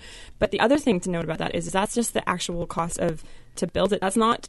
So that one of the big criticisms is, or one of the things that they say is response to one of our criticisms being that we're concerned about the loss of the environment, the natural environment. They want to relocate the coral, but they actually haven't figured out how much that's going to cost. So one of the ways that they are trying to allay our fears is by saying, we're going to move the coral, but how much is that going to cost? And are you going to say it's too expensive to do in the end and not do it? But it's going to be successful as well. Well, the weather will be is highly there's huge things with moving coral because, all of us have done environmental studies on some level, whether it's law or science or management. You can't really talk about moving acres and boulders of coral into a place where there's not currently coral growing as well. And it's also, the cost is estimated to be between 10 and 70 million for coral relocation. It's a very expensive mitigation. I went, just quickly for this discussion, one aspect. I went to somebody who perhaps is, I don't want to say a gardener, much more than that, but, maybe arborist might be the right term, horticulturist, but has knowledge of that sort of thing, much more. And I said, okay, his response was, have you ever tried transplanting a tree? Yeah. Right? I gave the one of the big guinnep tree that was supposed to have been moved. Now, where is that? Is that still alive? Nobody knows. Right? He wasn't being facetious, but he said even in his own yard, his own nursery, his own business, a small little tree sometimes doesn't survive. The larger the tree, the more established it is, the greater the probability that it won't survive. Right. But also, too, is the cost. So when we come back from our break, can I ask you about that and whether or not, as we're just hearing, there's a wreck or wrecks that may or may not be part of the equation, that may or may not be moved and may or may not be covered up and what have you. Could we perhaps ask and just invite you to share what you know, and maybe from that we need to offend people or realize that there are more questions than there are answers. We invite you to be a part of the discussion also. 949-8037 if you want to join in. Please stay tuned for Talk Today. Congratulations, it's a boy. During the greatest events of your life, whether or not you have the right health insurance coverage should be the last thing on your mind. That's why at Fidelity Health, we are committed to helping you get matched with the right plan to suit you and your family. We offer a range of plans to suit your budget, plus access to a network of quality care throughout the Caribbean and the USA. You can relax and enjoy life's greatest moments when you are covered with Fidelity Health. Call us today at 949-7822 for a free quote. At Seaboard Marine, customers often ask us questions about their shipments. Hi, I'm thinking of buying a car from the States. Which port do you ship out of? Hi, we ship out of Miami, Houston, and Brooklyn. Just let us know your port of choice and we can provide with a quotation and answer any questions you may have on insuring and protecting your vehicle during its journey. Shipping shore to shore, Seaboard. Honey, Our fridge has stopped working again. Everything in the freezer is melting. We need to get this repaired right away. I'm calling Brand Source Service. When you need the very best appliance service, call Brand Source Service at 623-5000. Offering service and installation of all brand and models of appliances. Brand Source Service is Cayman's source for appliance parts and repairs with qualified and experienced technicians and the island's largest stock of appliance parts. Brand Source Service will have your repair completed in a flash. So, whatever the problem is, call the experts at 623-5000. Brand Source Service, Dorsey Drive, Industrial Park. Telephone 623-5000. Hi, this is Terry Dakers-Lee, chairperson for the Miss Cayman Islands Universe Committee. The committee is inviting you to our pageant on 11th August at the Westin. Dress code is formal. Join us for cocktails at 6 p.m. The pageant will start at 7 p.m. Tickets for adults and children can be purchased for $75 at Sand Angels and Falky Tangs. Come out and show your support for the 7 young ladies vying for the title of Miss Cayman Islands Universe. The winner will proudly represent us at the Miss Universe pageant in December. See you at the Westin on August 11th. There will be additional parking at Regatta Park with free shuttle provided to and from the Westin. Talk today. But I do have some questions. Talk today. Cayman Islands' foremost listeners participation program. Talk today. Because there are more questions than answers. What the public is saying. Waiting to take your calls right now. Sterling Dwayne Ebanks. Hey, good afternoon and welcome back to Talk Today as we invite you to be a part of the discussion here.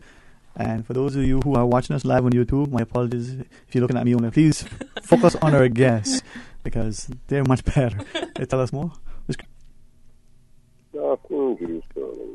Blessings to you, sir. Machine when close by, so I don't know how well you did to hear me.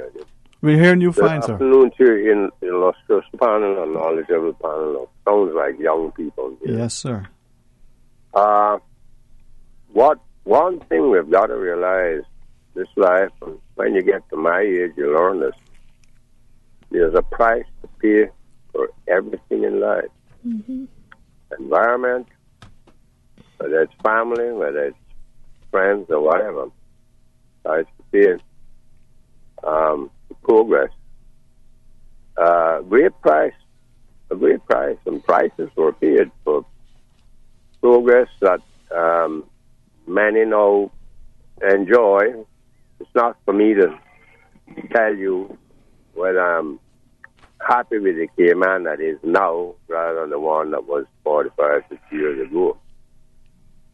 But we've got to realize that many things were done that impacted the environment and gave progress and gave jobs and gave opportunities to people. Over the years, we built hotels right down on the beach.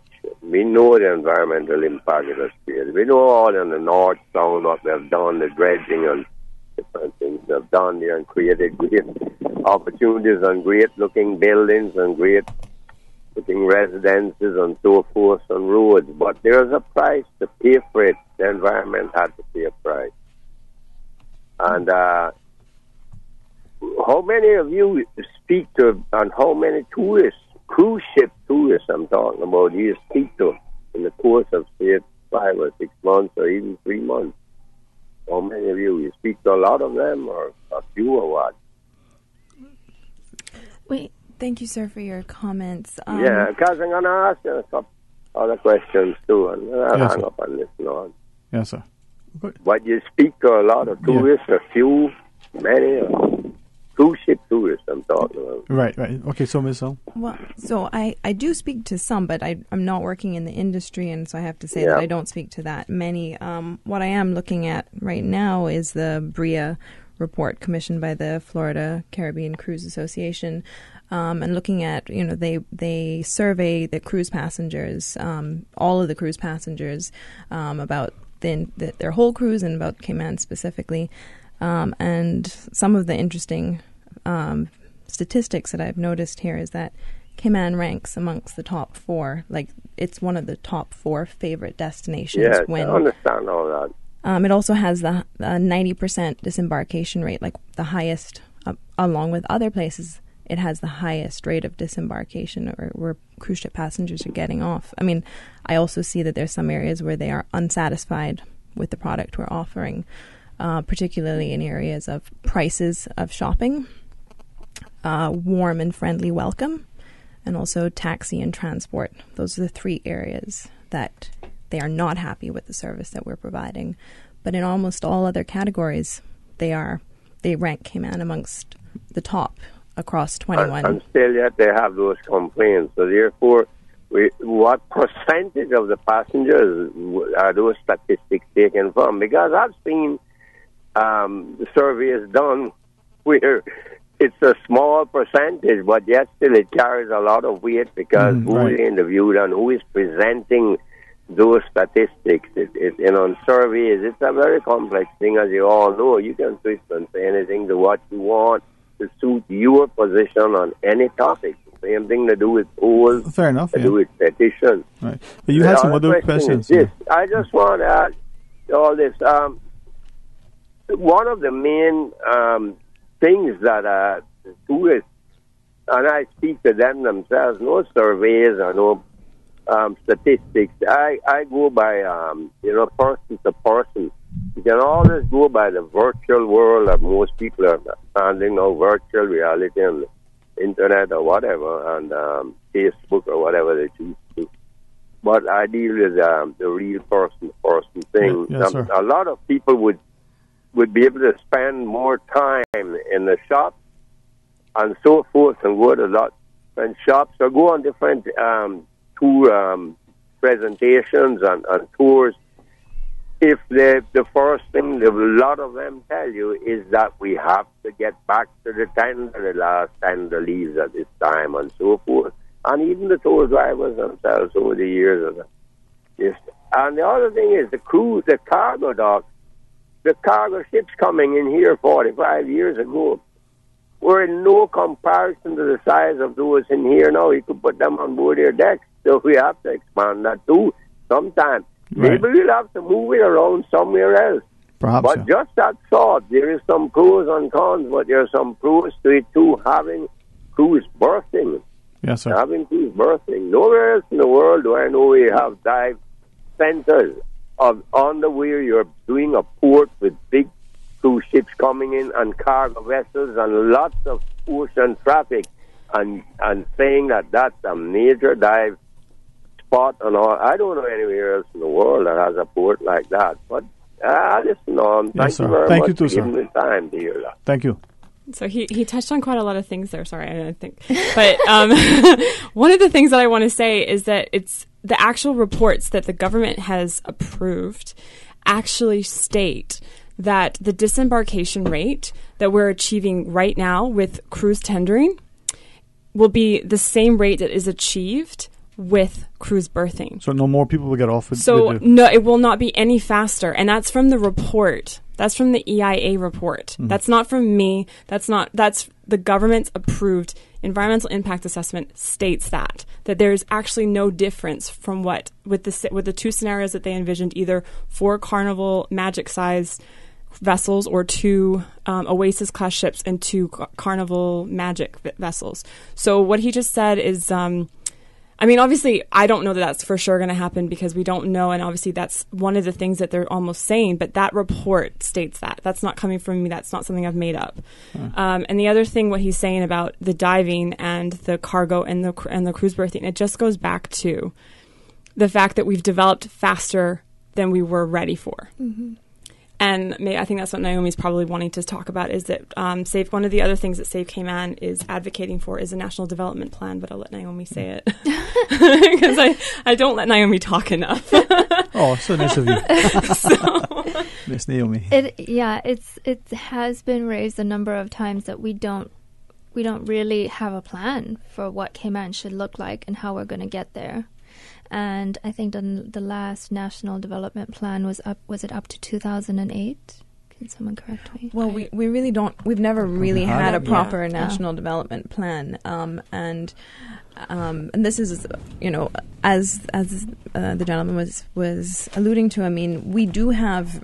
The country has needs. It has needs now. It will have needs in the future for greater infrastructure, for expanded cargo facilities, but we need to be looking holistically at this. Like, we need to look at a plan for the next 50 to 100 years. Where is the best place on the island to develop the cargo facilities? Is it really in Georgetown, which is already so congested? We're going to be bringing in 800,000 more cruise passengers every year, and we're also going to be bringing in, expanding the cargo facilities on top of all the congestion that's already in Georgetown. Is this really the best location? I mean, we agree that there is a need to look to the future to expand cargo, but I believe this has to be done as part of a holistic exercise where we look at all of the major infrastructure needs of the country, and then we decide where is the best place to put the cargo facilities. Where is the best place for a cruise berthing pier? Is it really Georgetown? Is it not Northwest Point or Spots? I mean, we need to look at, we're not against development, we're not against cruise berthing, we're not against cargo. We just want to ensure that it's happening in the way that is in the best interest of the country, having considered all of our needs.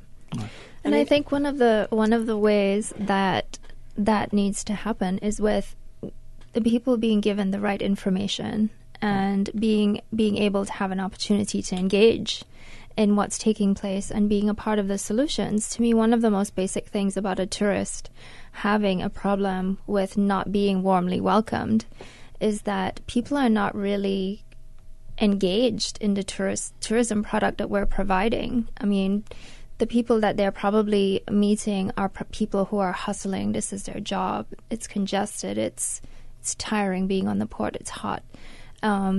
And I think when you engage the public in what it is they really want to present as a tourism product, you end up with something a lot more authentic, and you end up with something that goes from the people, rather than it being very, yes, you have to be strategic, you have to, dot your I's and cross your T's, but you also have to engage tourism as something that's part of your people's identity. Right. When we come back from the break, let's talk about it. But also, can I ask about the economics? I mean, what is it? Money talks. And can we talk a little bit about that? What this thing would look like, the impact of doing it, not doing it, and all those sorts of things? All right. Take a news break. When we come back, we'll talk today. Satisfaction is guaranteed 24 hours a day, whether it's music or information. From Grand Cayman to Cayman Brac to Little Cayman, we've got you covered. You ever hear a thing like that? Radio Cayman in the Cayman Islands. Radio Cayman. Radio Cayman's newsroom. These are the biggest stories right now. Anika Connolly will pass on the crown to the next winner of the Miss Cayman Islands Universe pageant tomorrow. Reflecting on her journey, the 2017 title holder tells Radio Cayman it was an incredible one. This year's contestants are Josani Schneider, Vanessa Douglas, Natisha Foster, Kayleen Jackson, Caitlin Tyson, Gabrielle Watler, and Tiffany Connolly. The pageant takes place at Westin Grand Cayman at 6 p.m. For more on how you can be a part of the event, check out facebook.com/Miss Cayman Islands. Good afternoon, I'm Dion Anglin with your headlines and news elsewhere. Hundreds of Muslims in northwestern China are engaged in a standoff with authorities to prevent their mosque from being demolished.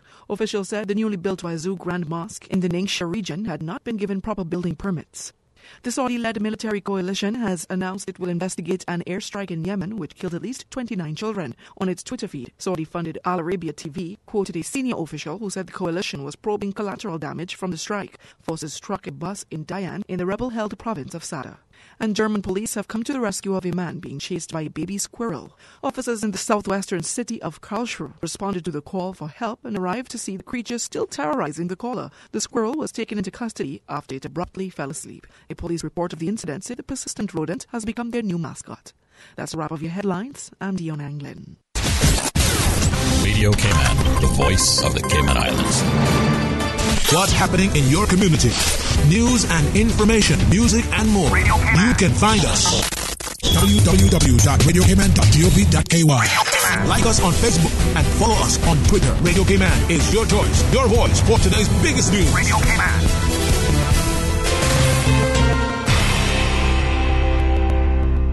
Talk today. But I do have some questions. Talk today. Cayman Islands' foremost listeners participation program. Talk today. Because there are more questions than answers. What the public is saying. Waiting to take your calls right now. Sterling Dwayne Ebanks. Hey, good afternoon and welcome back to Talk Today. Thank you for joining us as we continue the discussion about a project with reps from Save Cayman, Ms. Katrina, Ms. Michelle, and Ms. Naomi. We do have some calls online. I know we're going to talk to disabilities, but let's try to call us. Hey, good afternoon and welcome. You're on Talk Today. Good afternoon, Dwayne. Good afternoon. How are you? Fine, thanks to you, and good afternoon to your guests. Good afternoon. First of all, I don't know who the ladies are. I didn't catch their names, but I just have pretty much tuned in. Okay, well. So may I ask where those ladies are? Which organization are those ladies are from? Right, yeah. Save Cayman. We have the reps here. So Naomi, Michelle, and Katrina. Well, I'm glad to hear we got young ladies that will step up to the plate, because it doesn't seem like the men doing much for it. But I would like to comment on a few of the remarks that was made by the ladies there regarding the survey that was put down on Cayman and the cruising and everything. Those ladies are 100% right with maybe the statistics that they're giving out, because we need to look into our product that we are offering with the people that we have front line. We have people there that are only there for the hustling of the dollar. They're carrying down our product. I had a tourist a few weeks ago made a remark that we are worse now than some of the third world countries, and Cayman's supposed to be some of the top ones. To say the product that we're offering, we're destroying our environment, we're destroying our Caymanian culture, we're destroying customer service. We don't have no more friendliness into our customer service that we're offering. Whether that is because we put the wrong people on our front line, because the behavior that they're carrying on is ridiculous. I actually work in the tourism department at the port, so I see it every day, and I've commented on it more than one time. And if somebody doesn't step in and do something about it, our product will soon be gone. And we need to look into it. I want to thank you, ladies, for standing up there. And I've had tourists tell us that we should not be putting in no burden for Silver Cayman. It's still too small for it. And to say, people enjoy the friendliness of coming over in a tender. To say, we must not make the cruises. She said, what the cruises are doing for us with wanting us to put in a berth to speed up their pace, which is not going to speed up their pace. They're going to give poor service, because people are going to be rushed in to walk off when they want to. And they say we must look at the other islands that are belongs to some of the cruise lines, and they're doing berthing facility. And if berthing facility was such a demand, why are they not starting with their own instead of Cayman? So I want to thank you, ladies. I hope that I can help with you all. But I'm against the port being put in Georgetown like you ladies. And I mean, not to say against any berthing facility going in, but we need to find the right place, because we cannot afford to destroy our environment to please the cruise line. Because at the end of the day, when the cruise line pulls up here, we Caymanians are stuck with it. Okay, thank you all. Have a good day. Thank you, too. Absolutely. I absolutely 100% agree with what you're saying. One of the things that you just touched on was the cruise lines. And actually, I don't know how many people know this, but we're having a lot of pressure to put in the berthing facility so that Oasis class ships can get here. And first off, Oasis class ships have docked here and they have tendered, so it's not impossible for these ships to do that. And secondly, these same cruise lines have leased islands in the Bahamas that they now call cruise line islands, and they don't have cruise berthing facilities on them. They use tenders. So the same big vessels. So the same vessels that are telling us, well, I mean, it's debatable whether or not it's the cruise lines actually telling us that we need to do it. But the same argument that we need to do it so we can stay competitive with other islands, they're not doing it in the same islands that they're leasing from the Bahamas, because at the end of the day, they don't want to destroy the beautiful, clear crystal water that they have in the Bahamas or the coral reef structures that they have around it.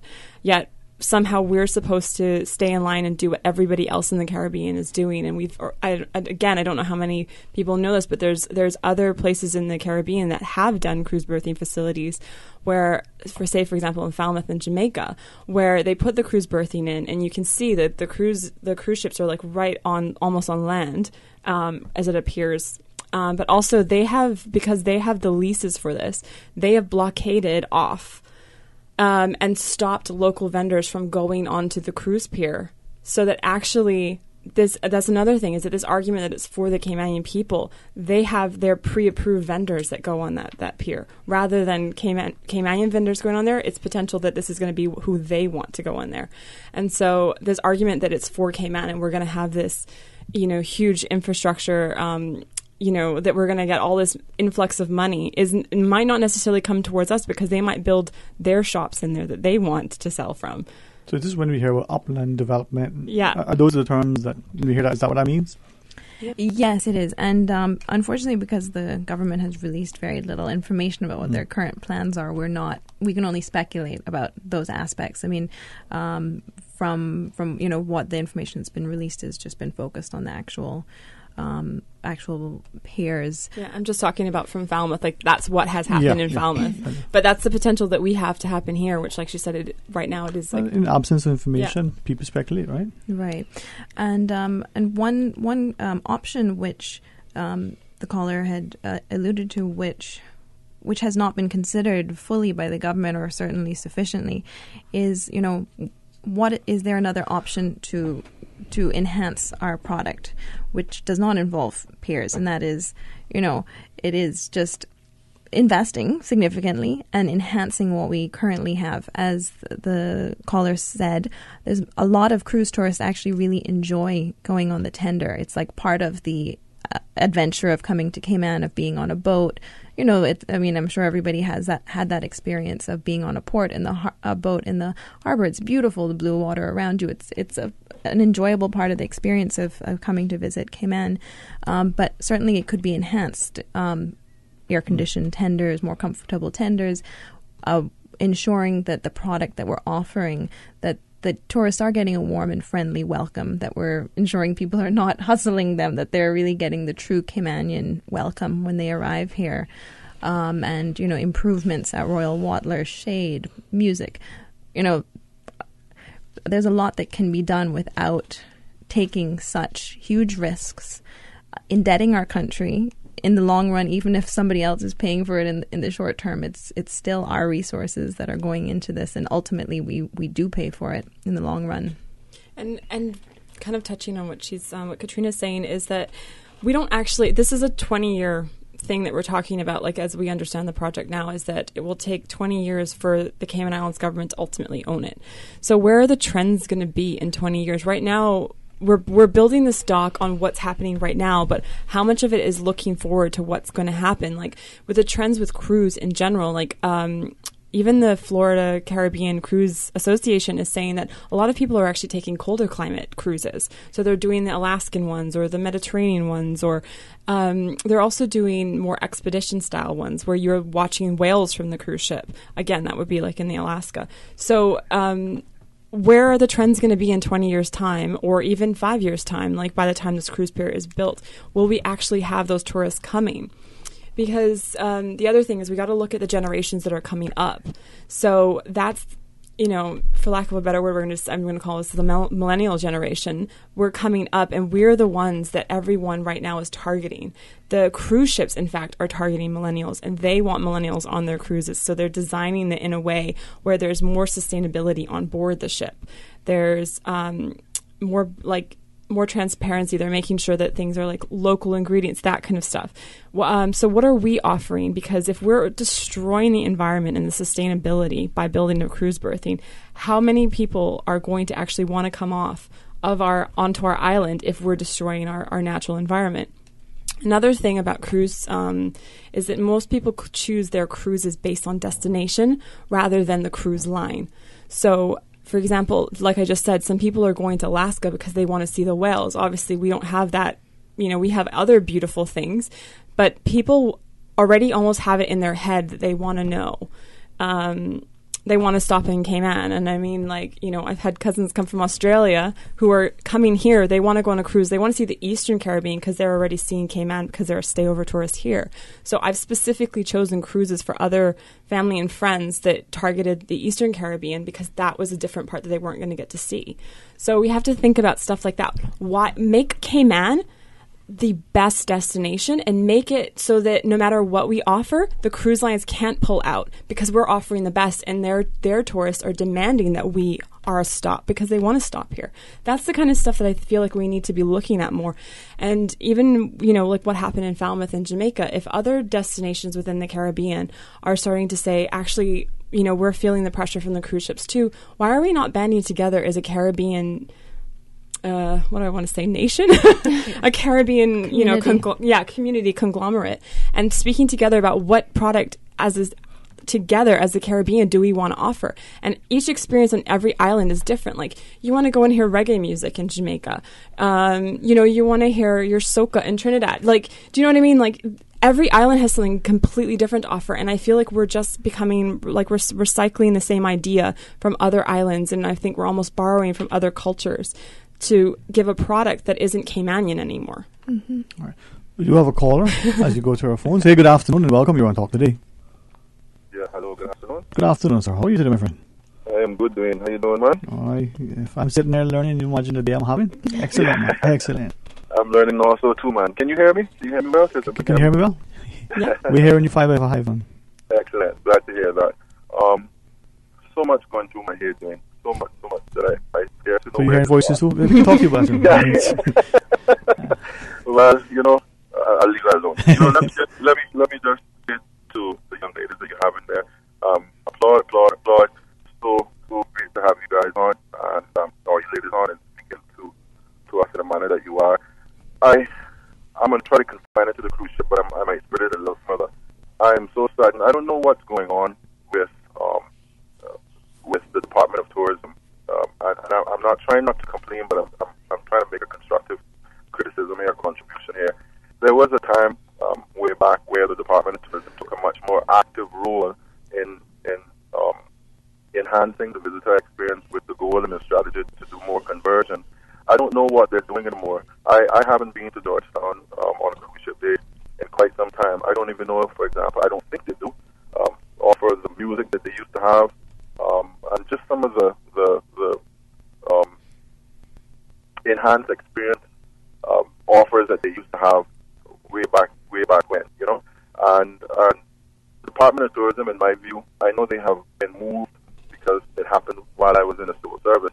They moved them from being a standalone department away where they had perhaps more freedom to engage their budget and to be more standalone, and they moved them into our government administration building, and maybe they've just become they've just taken on the culture of building in terms of just being administrative versus being very much more proactive. Perhaps they work really hard in the North American market to get people here, and I think there's been somewhat of an abrogating, if you will, of their responsibilities locally and to the local products that we have here in Cayman. I just remember previous directors being very active. When was the last time we had on, for example, the director talk about what we're doing to address some of these issues that we hear every day from people that are within the industry directly, but also from our own encounters with our visitors. What are they doing to try to address those particular things? I'll tag on. I'll give you another example. And I wrote this last time on my social media page, so I'm not really concerned about here nor there. I'm just going to speak my mind. We see that Cayman News Service put up about the new 10th story that's going on 7 Mile Beach. I'm going to tie it into Save Cayman, and I'm hoping that you ladies will take this on. And by the way, tell us how we can join. Is there a way that people can join your organization to help put some numbers behind you? But back to the story. We see that the Department of Environment has come up strong, and thank God for that chief who does not waver in her responsibilities and constantly from years ago when I was in the service pushing back on the environmental aspect or the lack of focus on the environmental aspect in these decision making. So I hope that that's one more thing that I hope to get my got on your radar, all of the recommendations. And if you haven't read the articles on Cayman News Service where the DOE provided a great deal of feedback on this new proposed 10th story that's going down by the Avalon, and I think between the Avalon and Harbour Heights. And they talk about the setbacks and the fact that there could be huge beach erosion. Right. We in Cayman, to tell you the truth, should almost hold the Department of Planning and or the Planning Board that has issued a lot of these approvals accountable, because unfortunately they are the drivers, if you will, on behalf of us, the stakeholders. And I don't believe they have been responsible in the way that they have done these approvals. I mean, when you read that CNS article, it makes it seem as if the recommendations of the DOE for the environment is just that. It's a recommendation. It's not something that should be filtered into. I don't know if the board themselves have given up on trying to do the right thing. And so it's the same thing in regards to support. Right. How serious are we about the tripod variables of economic development, sustainable economic development? It has to do with the financial component of any particular project, as well as the social aspect. and the environment, and the social and the environment aspect of that tripod, that stool, has been neglected. And so we have the Caymanian people being disconnected from the very real development situation that's happening in this country, wiping out everything from little pieces of land that we have that we could go and enjoy views and sit down and clear your soul, to the case of the 10th story, whereby they're ignoring the fact that if you get too close to the sea, you're going to have to put up a cement wall, and that creates yes, sir. roads. Thank you. I'm just sharing. I appreciate you, ladies, and please tell us, is this organization something that people can join? Do you have an open book? Or how do we get involved? How do we stand behind? Because our government members and ministers are as quiet as the church might, and it's driving to my experience. Thank you. All right, thank you very much. One of the ways you can get in touch with us is on Facebook at Save Cayman. You can also email us at savecayman.ky@gmail.com. And that's probably two of the best ways to get in touch with us. All right. So I want to pick up some of the things if you want to share, but we do have another call and looking at time. So let's go to our phones. Maybe this call is still there. Hey, welcome. You're on Talk Today. Good afternoon, Sterling. Good afternoon, ma'am. How are you? Good afternoon to your guest. Good afternoon. Good afternoon. I was in and out of my car, so I'm not getting the full sense of your conversation in regards to the port. The port. Yes, ma'am. The port specifically. And you also was looking at some reviews in regards to the taxes and so forth and so forth. Correct? Yes. Yes, that's right. Okay.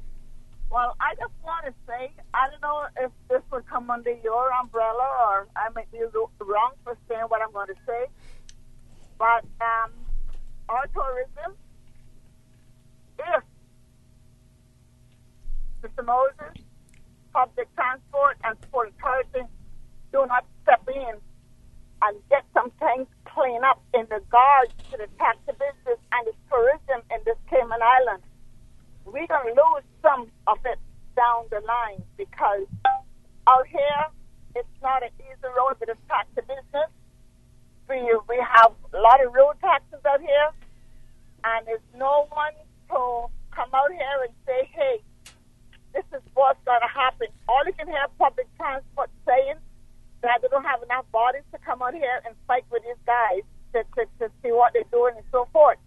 If you know you don't have enough bodies for this taxi business out here and issuing taxes, license left, right, and center, you should be more careful of how you give these taxi licenses out, because then a lot of these taxi drivers feel because they're as a taxi driver that they can come on and do as they please, but without customer service and not wearing you're not taking your badge just on your shirt saying ambassador for the island. When you can't respect that, you can't respect your country and tourism. So I'm just saying to you guys, I would love to see some sort of educational form so for us as taxi drivers, and when we do wrong things that we penalize and sent to some sort of institute here, form one to correct us from doing the wrong things that we do in this taxi business, because I don't care how big or pretty the vans are. If you don't got customer service to these visitors, we will drive them away one by one in the future. So I just want to leave that with you guys. It may not come under your portfolio, but I just think you all need to know that, because out here is not a pretty picture with the taxi business right now. All right. Thank you. Thanks very much indeed. And we do have one final break, but we come back, we'll conclude our discussion. Thank you so much for joining us, and to our listeners for sharing in. So please stay tuned for Talk Today. Wow, looks good. What is that? Chicken chair. What did you just say to me? Chicken chair. I am not a chicken. Whoa! I said chicken share. It's from KFC. Bucket of 12 hot wings, 6 pieces of chicken, or 8 tenders. KFC chicken share. Just $12 each. Oh. Want some chicken, tenders, or hot wings? You're sharing your chicken share with me?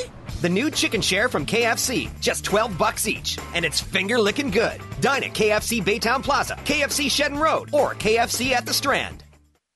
Did you hear that Vant Motors has your sale going on now? And you get your choice on the money you'll save on your new car or truck? My sale? My choice? Really? Yeah, and they have lots of cars on sale, some up to $7,000 off. Sounds pretty good. It gets even better. You can choose to take the full discount, or you can get some or all of it as cash back. Extra cash back would be great. Exactly. And you can even use the savings to extend your warranty or service plan so you'll drive worry-free for years longer. Another good idea. If you want to upgrade with something like a new roof rack or backup camera, you can choose that too. Wow, I get to choose? Yeah, that's why it's your sale, your choice. Going on now at Vant Motors on Walkers Road, while stocks last.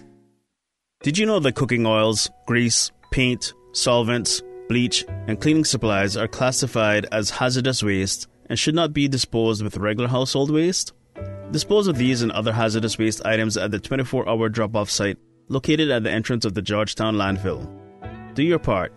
Keep Cayman clean. For more tips on proper waste handling, visit DEH website at www.deh.gov.ky.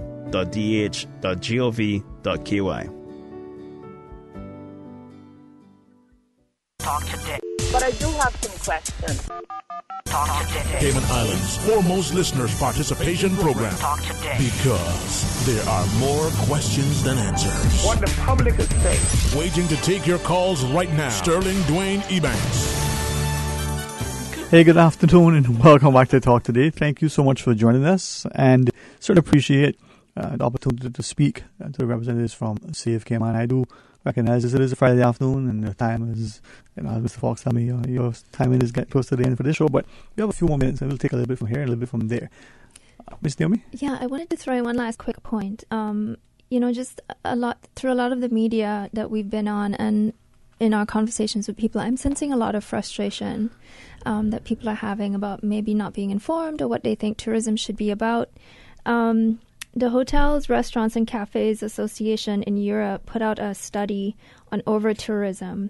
And, it gets into details about, congestion and infrastructure being under pressure and how local residents feel about their quality of life when you don't have a proper plan for your tourism and when you're not managing how it's growing. On the other side of that is Costa Rica, that's doing a really great job of engaging people and the environment and creating a product that's sustainable. And it's such an attractive thing to do because then you think about, what type of tourist do we really want coming here? Somebody who's just here to get and leave, or someone who's appreciative of our local culture and heritage, or someone who cares about our natural environment.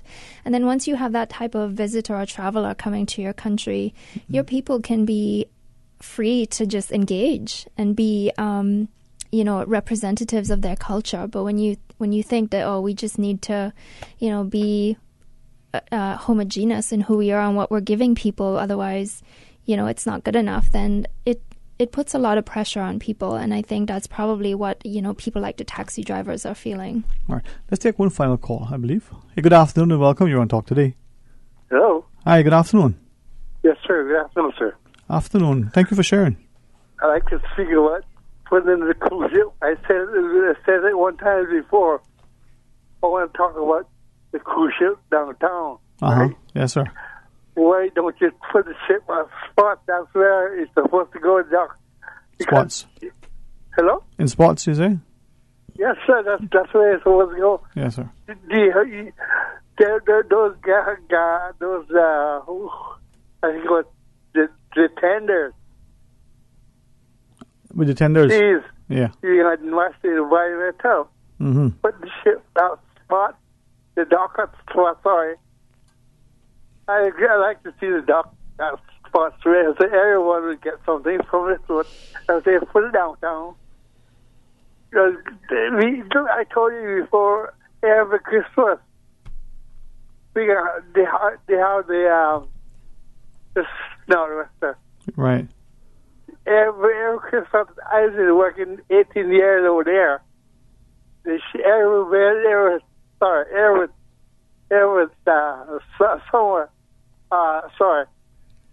winter. Right. Yeah, Christmas time. The dock is always, we always got the northwest there. And then you can't do anything. Every Christmas. where they put the things downtown. Well, thank you, sir. I mean, some good points, and thank you for listening and sharing, and I trust you have a great weekend. Please put the doctor where it says we can lose money. Yeah. We can lose money. Send us to building the doctor. That's a very good point, yes, sir. sir. Thank you. Yeah, Thank you. and that's one of our points also, that we feel the government should really be considering all possible options, not just focusing on Georgetown, not investing everything in one location necessarily. Like, we need to really look at this holistically before we make a huge investment. Well, if I can just ask, because the caller, and again, thank you so much for sharing. Are we saying now, and it's been said that the government has said, so let me ask you that from your perspective, actually. The government said, listen, we're only looking at one location, and that is town. We're not looking at anything else, because all our basket is going to be in this basket. Is that, in this instance, is that what is being said? Is that truthfully what the government said? In terms of the environmental impact assessment, the outline business and I was going to case, say, the outline business case didn't actually look at relocating it. It looked at status quo being, keep it as it is, improve status quo, enhancing the tendering, 1 pier, 2 pier, phase 2 pier, 3 pier at one point, and then there was one about, 2 pier with future cargo relocation. But we haven't seen any studies of other locations that hasn't been studied. And I think probably it must have, I mean, again, this is me speculating on it, but I imagine that some of it is that we've already damaged one area.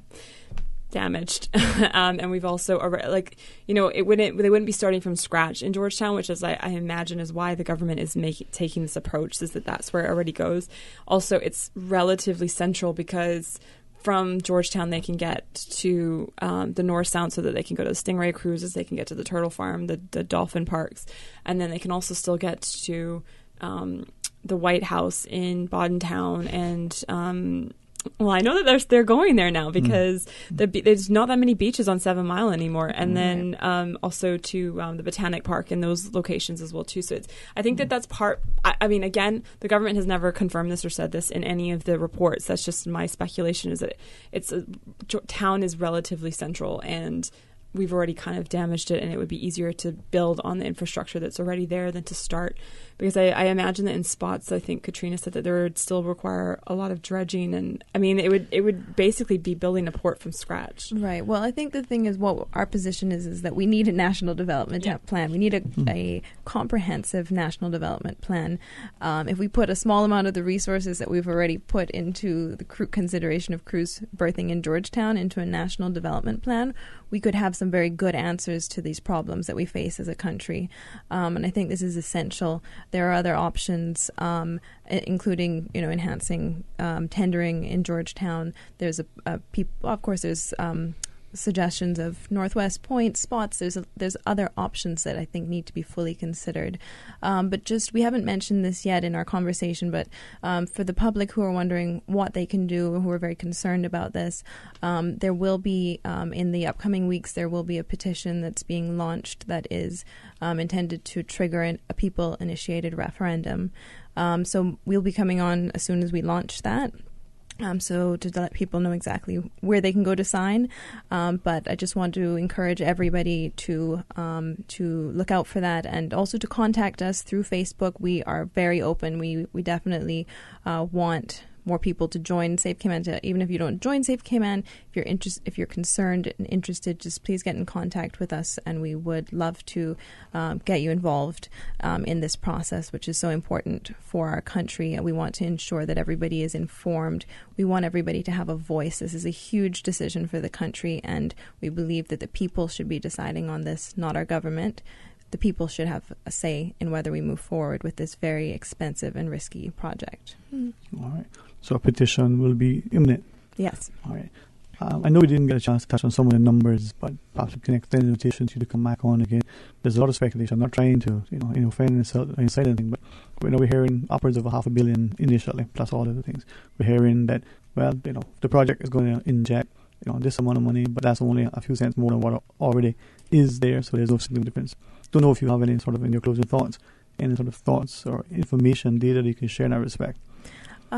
Thanks, Dwayne. In summary, I think that we are, through the construction and loss of resources in Georgetown Harbor, it is confirmed that we will be losing a significant, at least $10 million a year, upward to $25 million in revenue that's currently being generated that will be lost by businesses that are displaced, that all of the tour operators there's a lot of businesses that are operating on the waterfront. So we will be not only losing environmentally and ecologically, there's a significant economic loss. And I believe that the reports, they don't really make a convincing case that the economic benefits, when compared with the financial losses and ecological losses and other risks to our society, the benefits really do not seem to match the risks and costs. We definitely would love to come back and go into that in more detail. Yes, please. And thank you so much. Perhaps if there are any maybe closing thoughts, Miss Naomi, we could start with you, Michelle, and then maybe if Miss Katrina wants to share a final thought. But Miss Naomi. Oh, well, my final thought on this is that, it's a good opportunity for people to become engaged in what they want to see happen in Cayman. It's a good time to, start thinking about, how aware you want to be, like ask the right questions, come out and get involved with Save Cayman and just continue to have conversations about your participation as a citizen. Okay, so I know you said social media, Facebook, and if those people want to repeat it for us again, if anybody's listening and they're interested in wanting more information on Save Cayman, how to get involved in it. Yes, the email address is savecayman.ky@gmail.com, and our Facebook page is Save Cayman. Okay. Miss Michelle? And I just want to say thank you for having us, and also thank you to all the callers, including ones that appear to be against us, because it really, at the end of the day, I think it's open discussion, and we just need to know. We need to know what everybody's thinking, and kind of have that open dialogue and figure out the best way forward so that everybody is getting something from this product. Right now, it seems like we're isolating quite a few people into groups that I think we as a country need to be coming together and saying this is what we want, and we want a Caymanian experience with this cruise port. As Katrina said, we are going to be signing, setting forth a petition for a people-initiated referendum because we want Caymanian people to have a say in whether or not they agree with this cruise port, and ultimately Save Cayman will whatever is decided we will go with, because that means that the people have had their say. Okay. Thank you so much again for having us on. We look forward to coming again soon, and we just want to encourage everybody to get involved, let your voice be heard. This is an extremely important decision for our country, and it's everybody's voice matters, everybody's opinion matters, and we all need to be coming to the table to make a decision that's in the best interest of the country. All right. Well, thank you so much for taking time. I know you guys are busy in your own professional lives and otherwise, but as citizens of our country, for the initiative, the courage, the conviction, hopefully inspire others to, do likewise and make us a better, safer, happy, healthier, more productive place, right? All right, all in one breath. You guys have a wonderful weekend to our listeners. So please continue to enjoy yourselves, be of value, be of service, and above all things, be blessed.